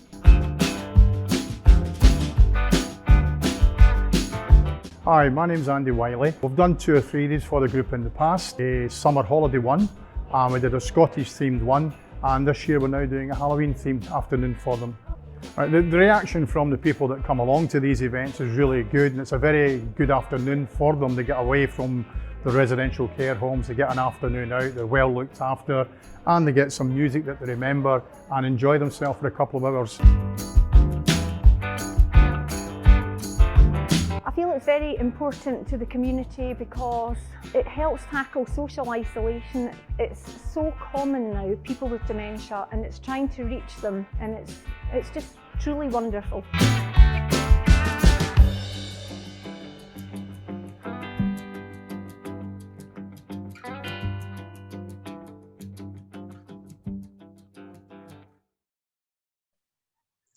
So as you can see, all the dementia-friendly activities that we were involved in consisted of groups and were face-to-face. So COVID and lockdown really changed what we could offer. It was a really difficult time, and all of us had our challenges, whether it was working from home, new technology, homeschooling, and trying to engage with all of our customers virtually. I think we had to take stock of where we were and think about how we could move forward with our project. And I think that's an important thing to realise, that it's okay to stop and take a minute. We quickly realised that our strength lay in being librarians and having the capacity and the know-how on signposting. So we committed to using our Facebook page to highlight to those with dementia and their carers what other organisations were offering, from the likes of Alzheimer's Scotland online groups to the Scottish Ballet. Getting the information out there was really important, and I think it goes to show that things don't have to be all singing and all dancing, and that small things can make a really big difference. Once we started posting regular informational type posts and our confidence grew, we looked at creating our own content. As we couldn't hold our usual sessions, we decided to showcase a few of our favourite poems and help people to reminisce by putting posts on our Facebook page under our Moments in Time banner. And here is one of Heather's favourites. Hello, it's Fiona here. We're missing all our lovely friends who come along to our Moments in Time sessions. Hope you're all well. I'm now going to read one of our favourite poems. It's called A Chuckie in Your Shoe by Bruce Clark Dick. There's nothing more annoying, a fact I ken is true, than when you're in a hurry and you get a chuckie in your shoe. You hipple and you hopple, you pull and tug your sock. It feels bigger than a chuckie, mair like Ayers Rock. You cripple to a bus stop, propped up on it you lean, like thon lad Long John Silver, fae the picture screen. You shake your shoe empty, like a bairn wi' a banky. The sweat runs down your forehead, you dab it wi' a hanky. You tie your laces tichtly, and start off with a stride. You havena got a couple of yards, the chuckie's still inside. Twa pensioners on a bench they stare, and watch you hipple over.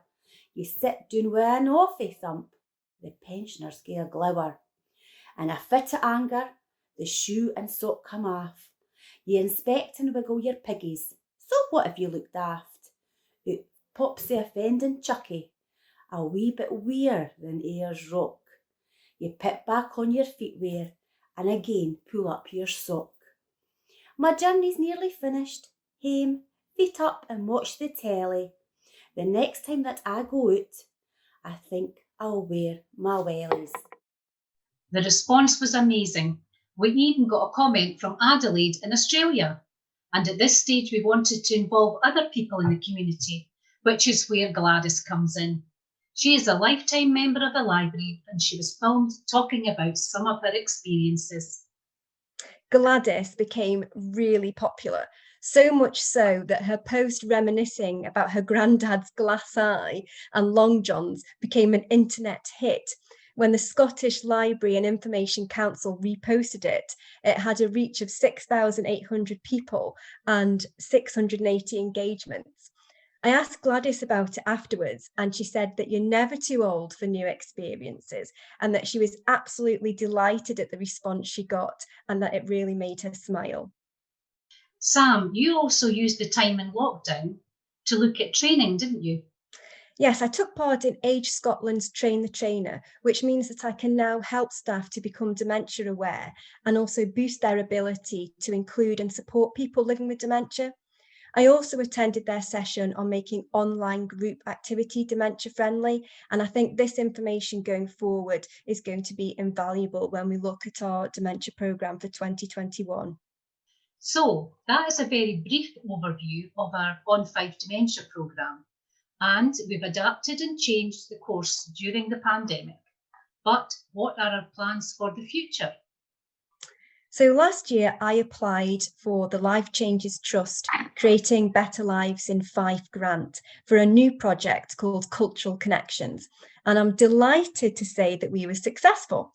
So we're currently in the planning stages of creating a variety of cultural activities which would suit a range of interests, including an alternative online offer using what we've learned over the past year, so that whatever personal circumstances you're in or the current world situation, those living with mild to moderate dementia in Fife and beyond have access to cultural experiences.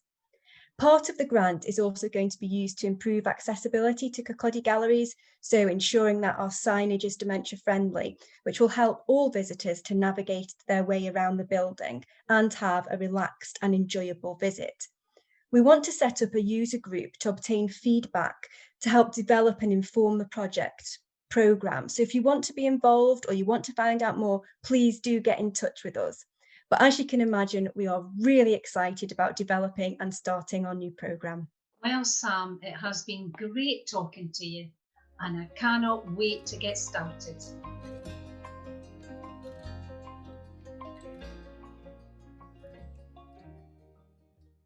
Many thanks to Samantha and her colleagues for sharing their work with us. I don't know about you, but that made me want to dust off my disco shoes.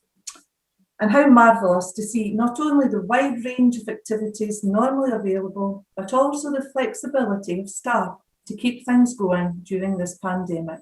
Well done. Now, finally in this section, we are going to hear from Paul Short. who is Service Manager for Fife Council's Housing Service. Paul has been working to ensure that there has been digital inclusion for people living with dementia, both in terms of using technology to connect and also to stay safe and well at home. Over to you, Paul.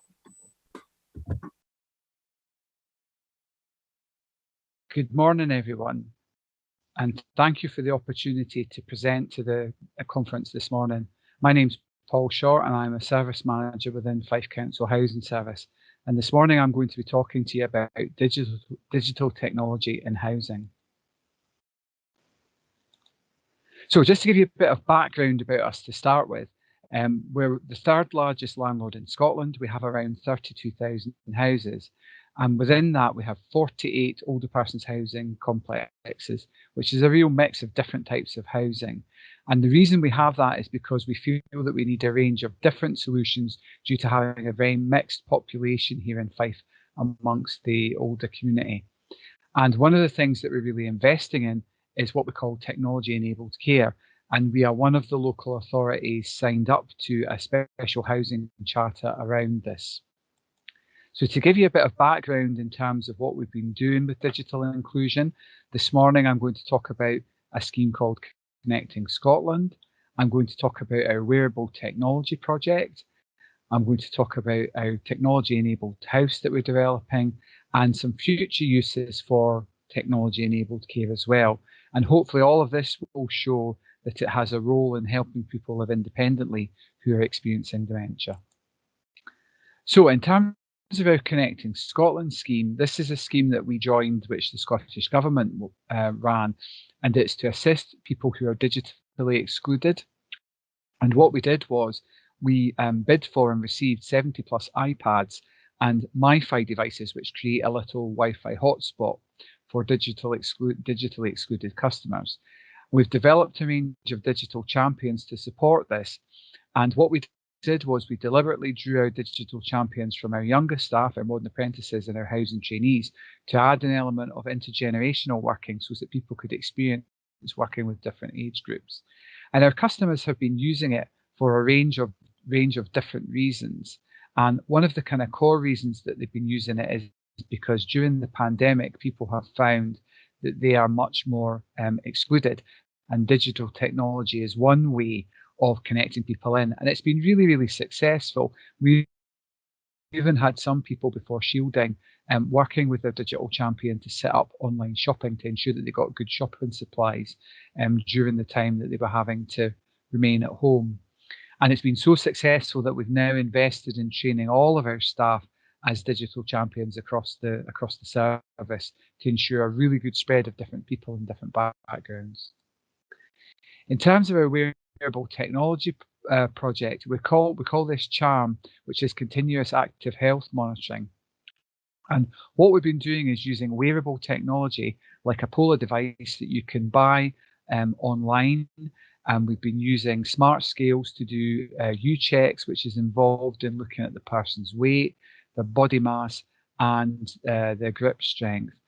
And this will hopefully all gets fed into an analytical tool with the aim of which is to reduce falls and hopefully to improve people's physical health, because they're going to be much more actively monitoring what they do health-wise.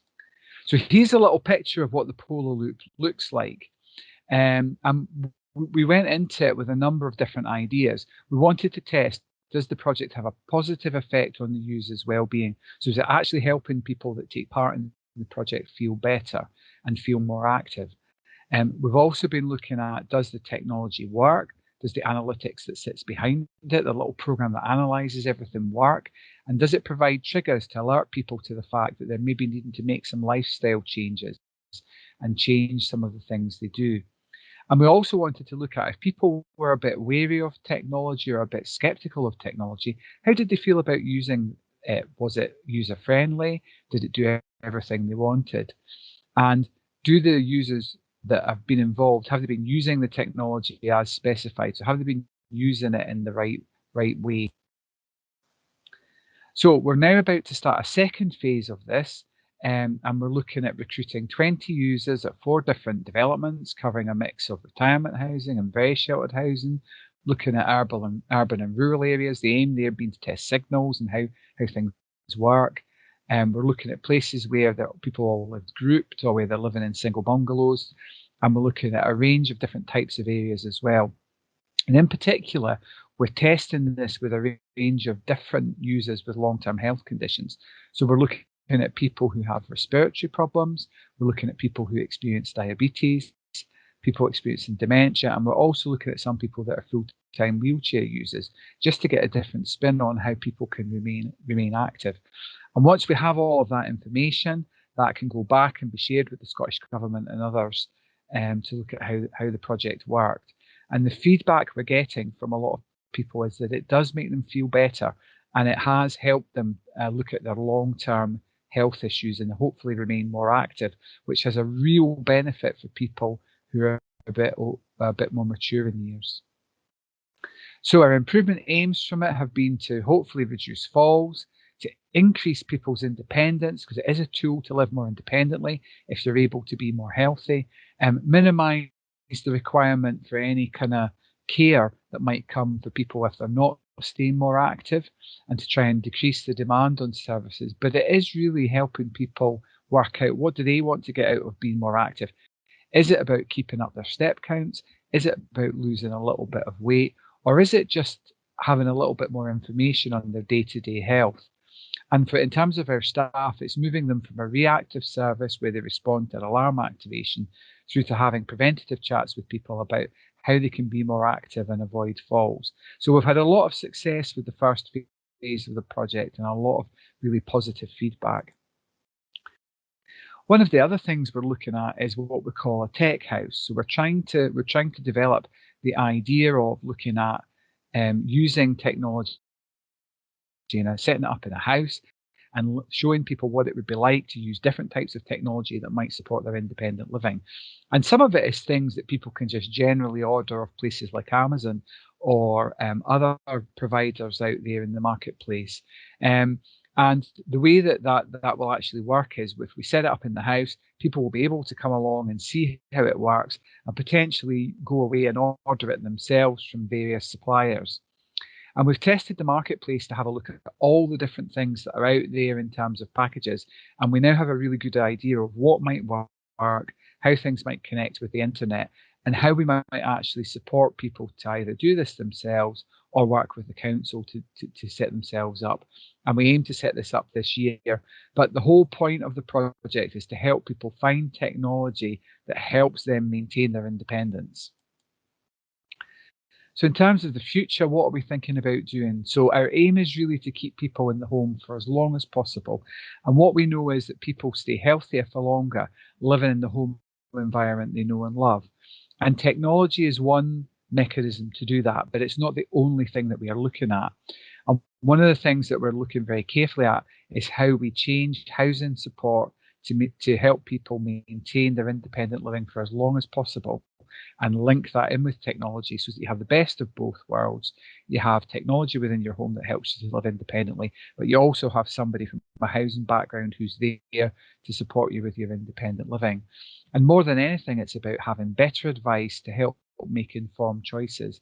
Because one of the things when somebody gets a diagnosis of a long-term illness is that there's a lot of different life changes that are coming along all at once. And one of the things that housing can do really is help people live independently longer. So it's about giving you better advice to make the best of the house you're in, or to think about another setting where you can live. But the overall aim is to help people living in that home environment and that community, which provides stability and hopefully allows them to remain at home that much longer. So that's the presentation. I'm happy to take any questions at all. My contact details are there. If you don't feel you wish to speak to me today, you can send me a little email and I'll happily talk to you about anything involved in the project. Thank you very much. Many thanks to Paul Short. A very interesting look at how technology and digital inclusion can play such a big part in keeping us all connected and ensuring that people living with dementia can have support with just simply living safely at home. Okay, everybody, it's time for a short break, which you will see on the programme is for 10 minutes. When we come back, we're handing chairing duties back to Maggie Ellis, who will take us through our second Q&A session. And we're also joined this time by John Cooper. John, would you like to introduce yourself? Thank you. Yes, good afternoon, everyone. It's been really, really good to spend this time with you all. My name is John Cooper. I'm a service manager with Fife Health and Social Care Partnership, and I've got responsibility for older people services. Thanks very much, John. Let me also tell you that in the background we have the Focus on Local speakers standing by, and again, Arlene Crockett from the Life Changes Trust. If you have a question for one of our speakers or the Trust, I'll ask them to switch their camera on and respond. We also have Gerry and Irene back with us as well this time. Hello. Okay, first question we have is for all panel members. We've had some comments about the use of jargonistic language and how it's not always accessible. Thank you for that, Hugh. And I'm sure lots of people agree. What are the panel's thoughts on that?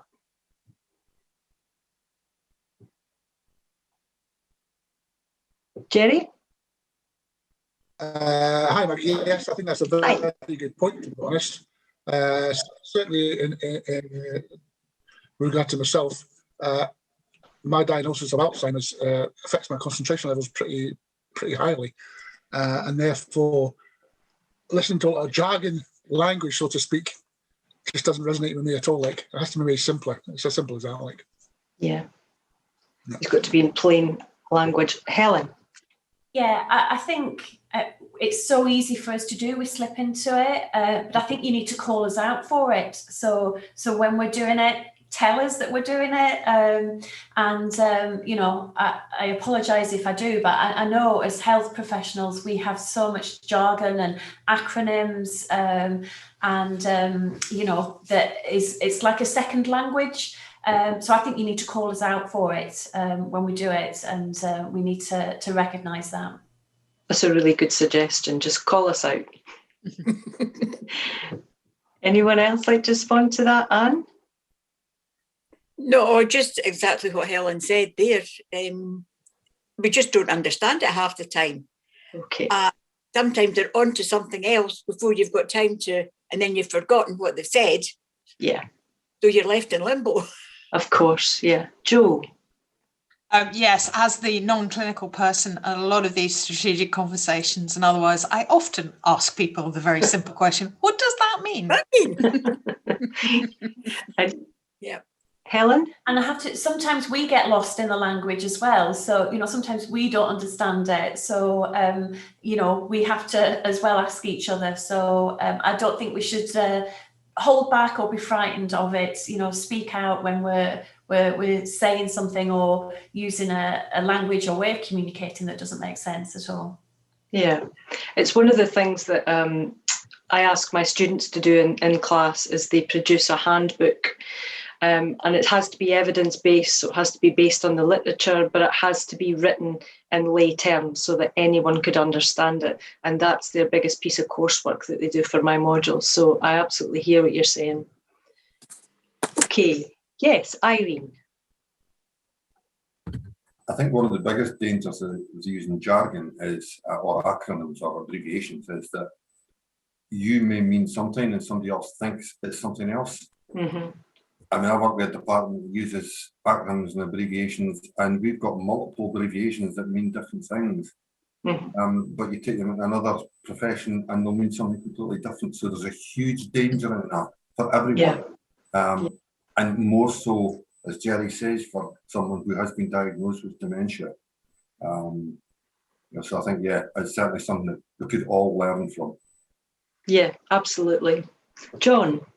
I think for me, one of the most powerful things about the session today has been the stories, about storytelling and the focus on that. If we can find a way within assessments, I'm speaking from a social worker's perspective, to try and capture that, be more story focused, I think that's wonderful, and I think it would be much more meaningful for those who are being assessed and for their families as well. So there's definitely something for us in the social work profession to consider there as well. Yeah.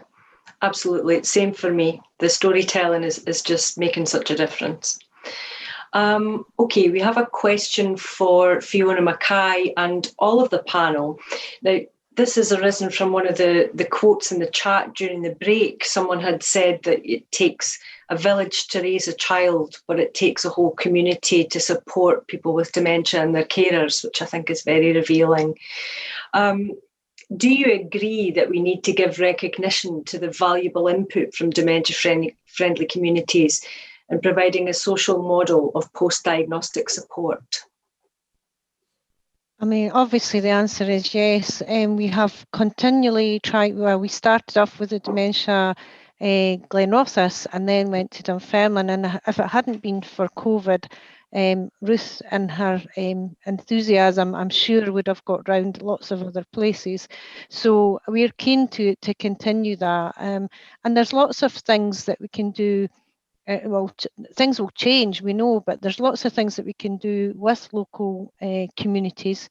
And thinking about just accessing smaller shops. I mean, we talk about the bigger dementia-friendly towns, but actually the villages, and I used to work in a village as a community worker, people look out for one another, and it's about trying to work with the smaller shop owners and realise with them what they need to do to help the whole community. So the village for me is one of the things that even if you're in a big town, you sometimes are in a precinct or whatever, it's about looking out for one another and having that, you know, awareness. And often for people, that's the difficult thing, or they might come across it and think, I'm not sure what I do here, and kind of panic. And that makes it difficult for them then to engage with people. So we need to help that.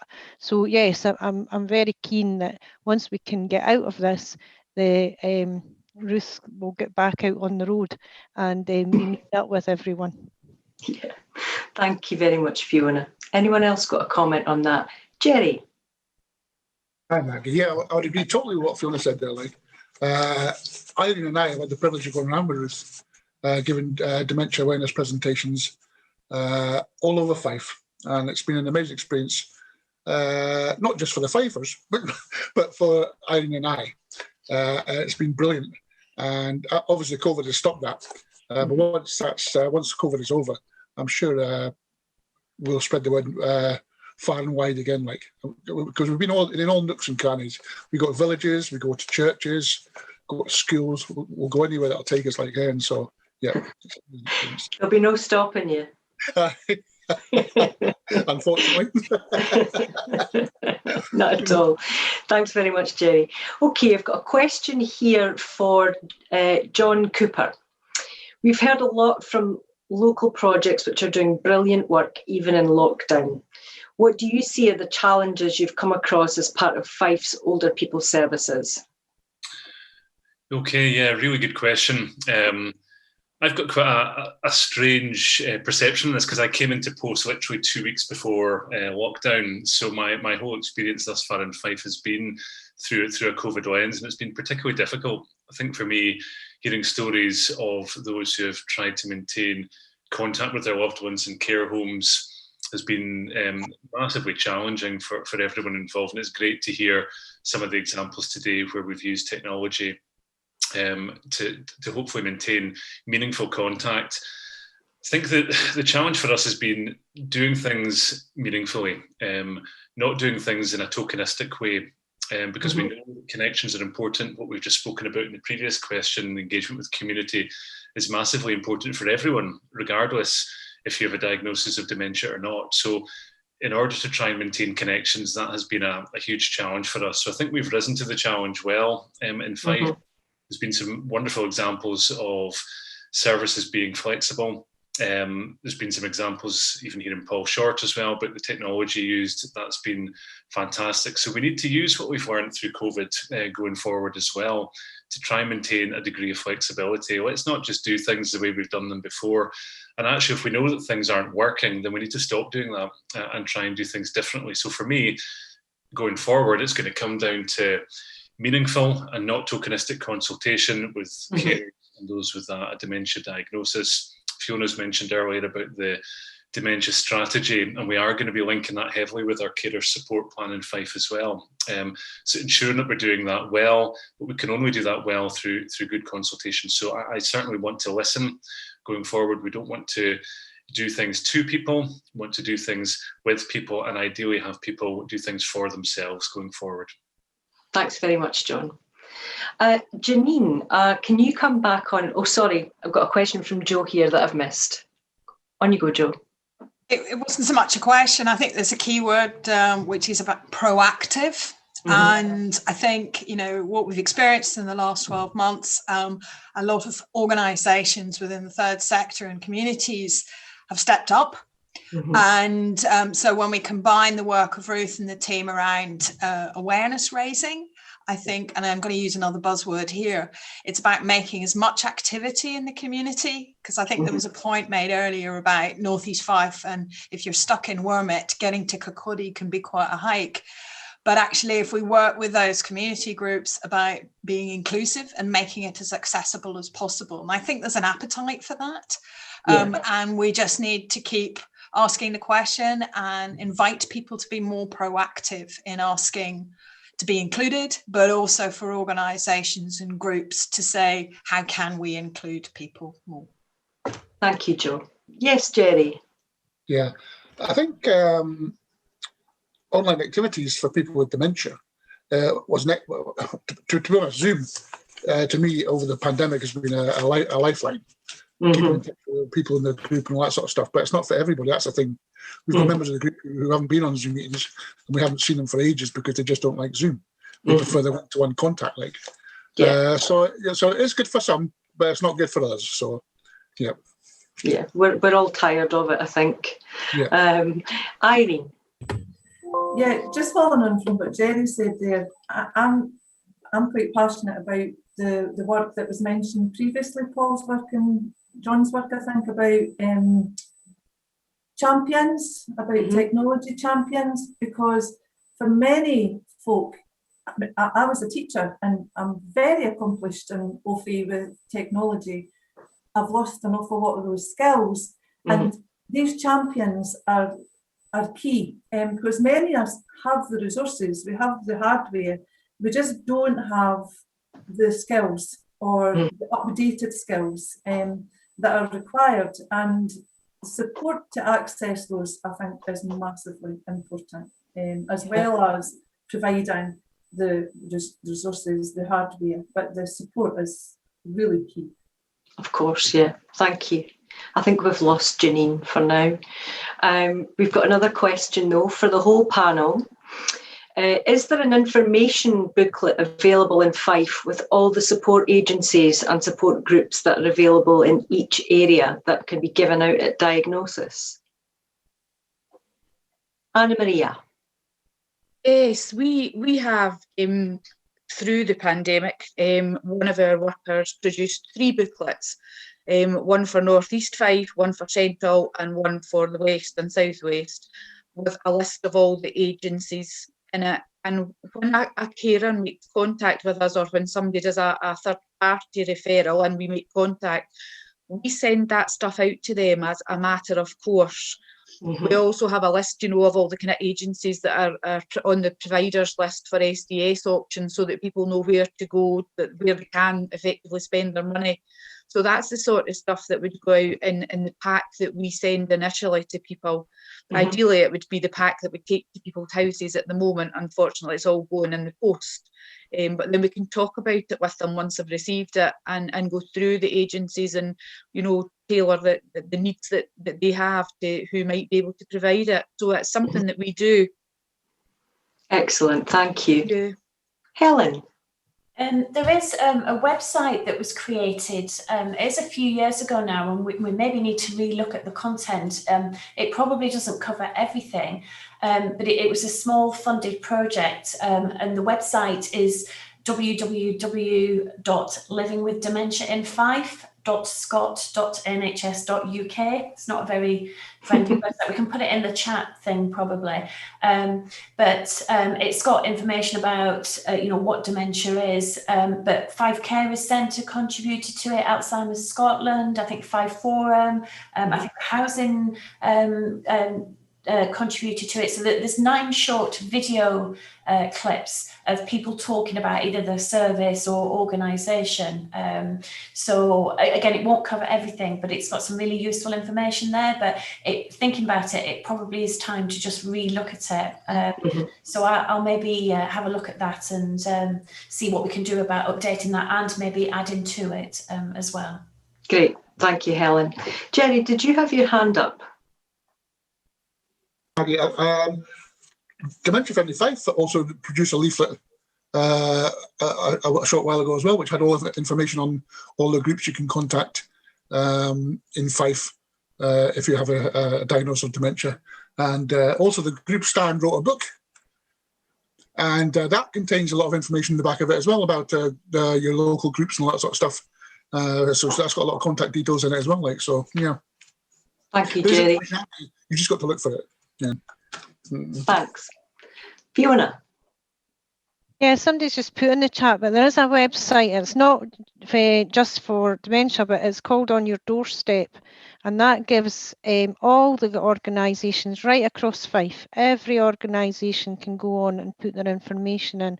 And then you can go in and you just put in your postcode. It brings up what's available in your postcode. And it does have a huge amount of information in there, and it was developed through the self-directed support team, and they keep it up to date, but it is self-sufficient, if you like. Organisations need to go on and make sure they keep their information up to date, but it has grown over the last year, and it's quite a good resource, so just another option. Great, thanks very much, Fiona. Just to let you know that the Stand booklet, the link is actually in the chat, so you can access it by clicking on the link that's there. I've got time for one more comment before we hand over to the next person. Anna Maria. I just wanted to, just thinking, it's not actually a question, it's more about what was said earlier about peer support and everything. Prior to COVID, my day-to-day stuff would include just catching up with certain carers, financial paperwork, and the odd crisis or complex case. I think as we come out of COVID, there's going to be a whole load of complex stuff all at once for people. And with the best will in the world, even with another full-time member of staff, 2 of us are not going to be able to do that. So it's very much on our agenda to create or to help people create peer support in groups. I've done it once for a grief without loss group, and it worked really, really well. The ladies continue to support each other. So that's something that we'll very much be working towards the end of the pandemic and on in the future, is to help, because they are capable. There is absolutely no doubt that carers who are going through the same thing as other carers are the best source of support. I can bring all the information, but they are the best source of support for each other. So that will be, Evan doesn't know it yet, I think he's in the audience, but that will very much be our priority together as we go forward. Yeah, it's a really important point to remember. Yeah, thanks very much. Definitely. Okay, thank you very much to everyone on the panel. Thanks for answering the questions and for giving us your time today, and goodbye. Thanks to everyone who's watching for their comments, ideas and questions. That was a great Q&A. Next, I'm very happy to welcome Arlene Crockett from the Life Changes Trust and Kath Carter from the North East Fife Community Hub, who received a grant from the Life Changes Trust as part of their Regional Small Grants Programme. Hello. Hi, Maggie. Hi, Kath. Thanks very much, Maggie, for that. Arlene, I will take my leave and let you take over from here to explain a bit more. Thanks, Maggie. Thanks. And a warm welcome to Kath from the North East Fife Community Hub. Hi, Kath. Before we maybe have a wee blather, I would like to just bring people up to speed about our Creating Better Lives Regional Grants Programme, because that's what we're going to have a bit of a chat about in a wee minute, and more specifically what we've been doing in the Fife area. So before the pandemic and after each of the learning events that Gerry very kindly mentioned this morning in his opening remarks, we opened a small grants programme for each relevant NHS region. Local organisations as part of that programme are asked to apply to deliver work which would support people living with dementia and unpaid carers in their own community. So that very local approach, and it's been highlighted many times today in the webinar. And we would offer them grants of between £2,000 and £15,000 to carry out or deliver a project over 18 months. Once all the applications are submitted, we then ensure that that local approach is maintained within that decision-making process. And we establish a local panel of people who are working in the area of dementia, including people with dementia and also unpaid carers where it's possible and where they're able to. We also have Life Changes Trust staff on hand to offer advice and guidance to the panel. But at the end of the day, it is the panel who actually make the final decision on which applications are successful or otherwise. We also, as an added element to that, and in order to capture that learning, which is really important, and we've heard a lot about that today and how that can influence change, we also appoint a collaborative support from a learning network coordinator who then supports those projects to connect and link with each other and provides that kind of key driver for that change to happen. By providing those small grants, as we know, locally, directly to groups, we then strengthen the relationships between people and their own community. And I think Eileen's quote that was mentioned by Maggie about taking a village to bring up a child, but it's a community that supports people with dementia and unpaid carers is really well put and really brings together the real purpose of this programme for us at the Trust. It's really important that people can access knowledge, support and expert advice of larger organisations, but sometimes what our experience has been, it's those very local grassroots organisations that can make the most biggest difference and most significance in people's lives. So, in the summer of 2020, we accelerated the small grants programme as a result of COVID and opened it to 4 of the 9 health board areas left to be launched. So, in the summer, we launched Edinburgh and the Lothians, we launched Fife, we launched the Borders and we launched Tayside. And we'll open the 5 remaining areas in the next few months towards the end of the spring. So I'm delighted to say that the Fife programme, the panel approved 15 grants there, totalling £185,383. It's important to get all those pounds and pence in. And this was all awarded locally, and all of the projects and details of who's been successful can be found on the Life Changes Trust website. And as part of the post-event email, we will post a link to that so that people can see that. But I'm delighted to have Kath Carter here, who was one of the recipients of one of those awards, to tell us a bit more about the project and what's happening with that. So Kath, can you tell us briefly a bit about North East Fife Community Hub and what it offers in the community? Hi Eileen, yes. So the North East Fife Community Hub was established in 2018 by the community for the community. The idea is it's a safe meeting place, a one-stop shop for anybody. It doesn't matter what diagnosis you've got, what label you've got, if you've got any problems or if you haven't. So you can come in for a coffee and a blether. You can have some homemade cake or the famous frittata that Jill makes. Or you can join in with some of the groups that we did, which are armchair exercises, dominoes, the hubbub singing group, or maybe you come in to visit Storehouse, so the food bank, if that's what you need, or to actually talk to a professional. So it meant that you could just come in for anything. And nobody would know why you were there. So it was a safe place for anybody. I'm really excited to tell you that on Monday, we will actually have our forever home. So through assets transfer legislation, we've actually bought St David's Centre from the council. So it means that the council will continue to run the day service when that can be back up and running from one wing, but for the rest of the building we can use as a community. So it means that we'll have a permanent base for people to come to when we're allowed to reopen. That's fantastic, Kath. Absolutely brilliant news, and good that you were able to tell people about that today in the webinar. I'm sure a lot of people that are connected to the hub and those that are interested will be filling your inbox with questions and lots of comments of congratulations. So we know that you've been successful with the Regional Grants Programme. So can you tell us a wee bit about the project and how it's progressing? Yeah, so obviously COVID's made us have to relook at everything. And obviously our initial plans we can't quite put into operation at the moment, but we still firmly believe that individuals are key and that you have to work with people irrespective of their diagnosis and just treat people as a person. You know, it doesn't matter, I'm just Kath, it doesn't matter who I am, you know, my professional background or anything. And to actually develop people. So we've had many examples through the pilot of where somebody's coming very shy, maybe with a support person, and gradually actually they've been the champion that can talk to others, that can support others, or maybe assist with just wrapping cutlery and giving them value once more. So during lockdown, it's been important for us to maintain some contact with our regulars, but rather than us just doing that all the time, what we've got is people to swap numbers with each other. So they're supporting each other. That community is still being upheld, whether it's direct with phone calls, whether it's letters, whether it's actually through, you know, messages through family, because if I'm a bit deaf, I can't really use the telephone, but you know, I can get support.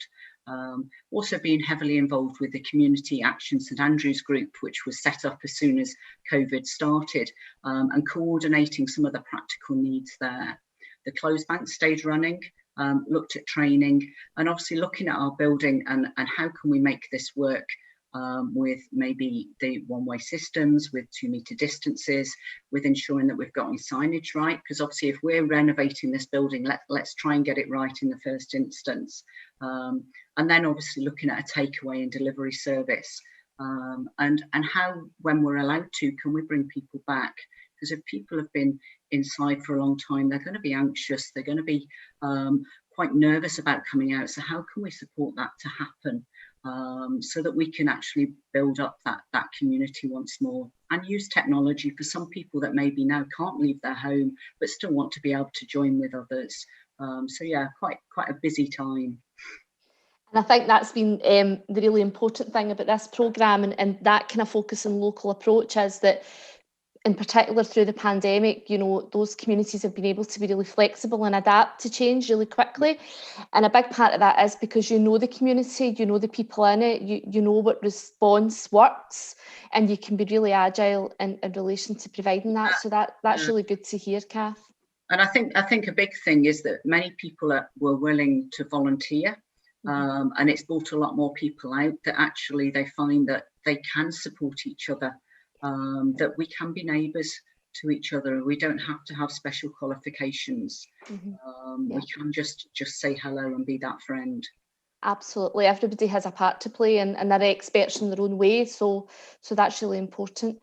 And I think what all of that will do, Kath, and it's important for everybody in the webinar to know, is that all of this learning is really important, and we need to capture that, particularly as we transition and recover out of the kind of pandemic and what that will look like. What we've done for the Regional Grants Programme is we've also commissioned an evaluation of the approach and what the projects are doing.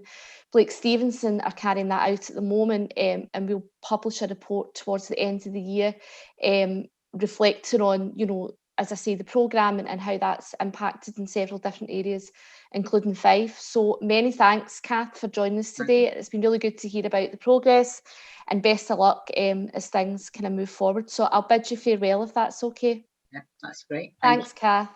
Bye. Before I introduce the next part of the programme, I wanted to really just say a few words on the importance of today's event and all of this learning going forward, because this isn't just a moment in time, this is the start of some new conversations. This has been lots of months in the planning. Huge thanks to the planning group that were put together. Many thanks to Stand, and in particular Ruth McCabe for supporting us all the way through this process and bringing together those key people in order to put this fantastic programme of work together for today, and also for the storytelling sessions that happened a week or so ago. What we have shared a lot today regards local learning from projects, and more critically, what local people say are their priorities for dementia now in the future is so important. We will receive a detailed report, so going back to what John had said, the real power of that storytelling and really drawing out what really matters to people in a really safe and supportive way has been a real focus for us at Life Changes Trust throughout all of these events, and in particular what we've done in relation to Fife today, and the priorities have been drawn from that.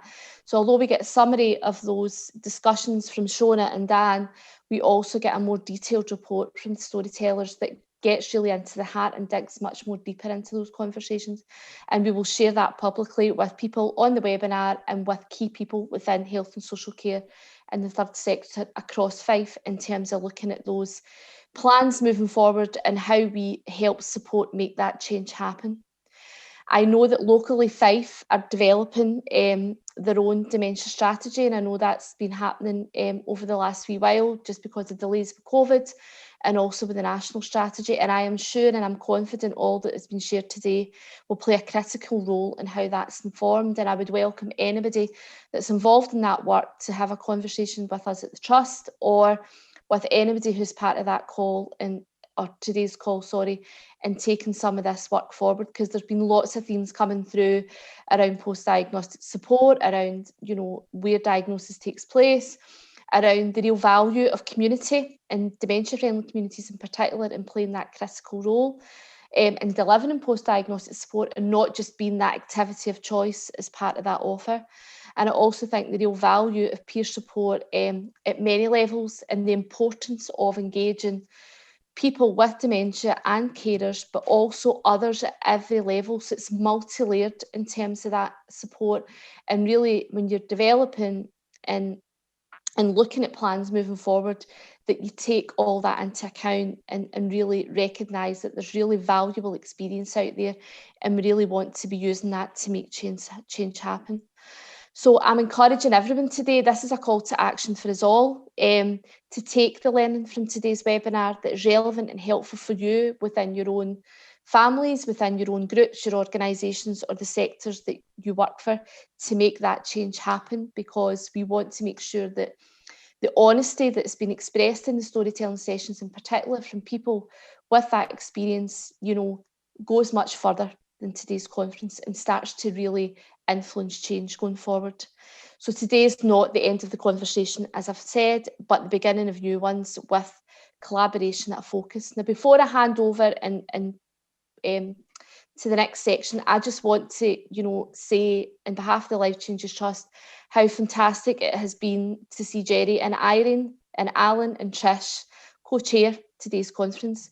It's the first time we've done it at the Trust. You know, this is our 7th collaborative learning event, and we have learned all through the way on different approaches, and certainly this approach with the co-chairing role is definitely one that's set a bit of a standard now.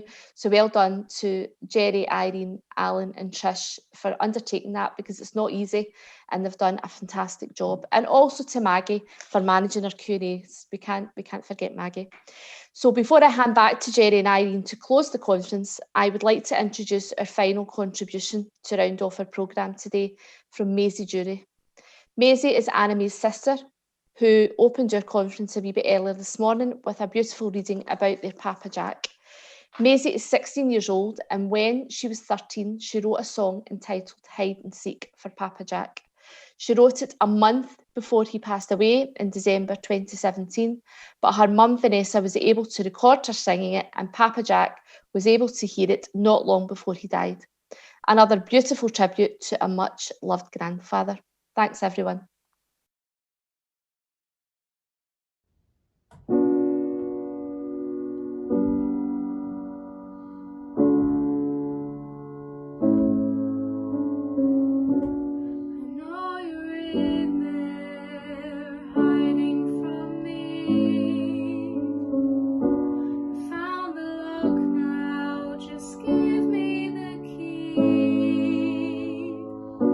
Step by step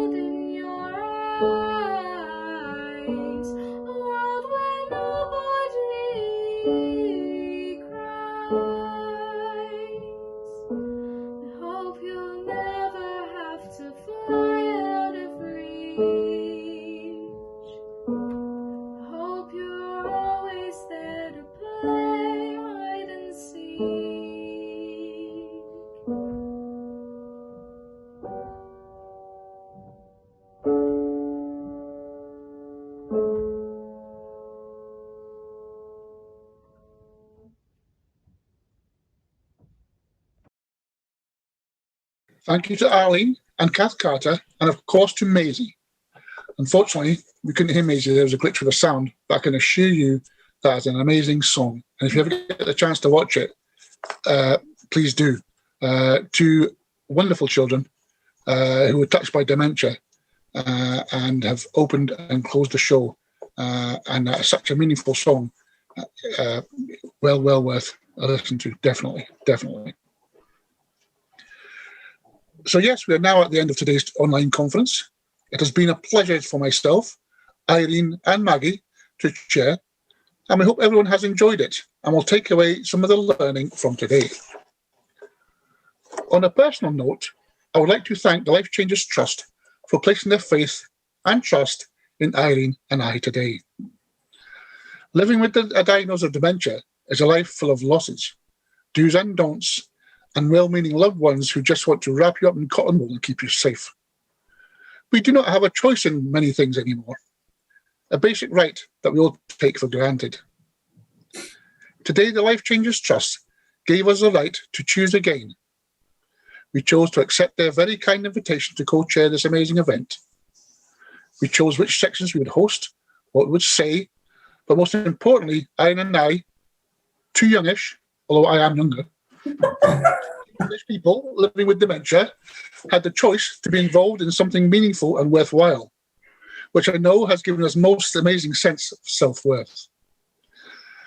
I'd also like to thank the guidance and support of Elizabeth, Deborah, and the Backroom Boys. We have thoroughly enjoyed the fruits of these choices, and we hope you have too. And finally, just a few more thank yous. We would like to thank all of our speakers and all of our panel members today. We are very grateful for all the work you are doing and for taking time to join us today. Gerry and I have really enjoyed today, and we hope that you have enjoyed it, even just a fraction of how much we have enjoyed it. Creating better lives is something we all aspire to for each other and for ourselves.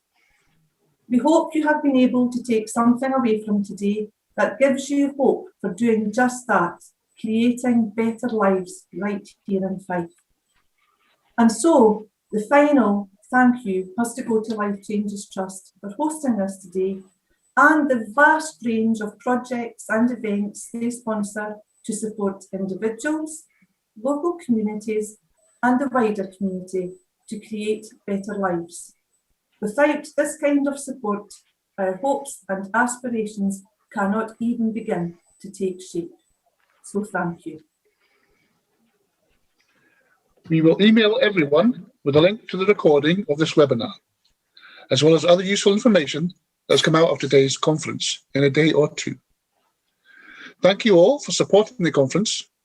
I hope it has got you all thinking about how we can create better lives in the future. And so finally, all that's left for us to say really is that it's good night from me. And it's good night from her. Good night. Good night.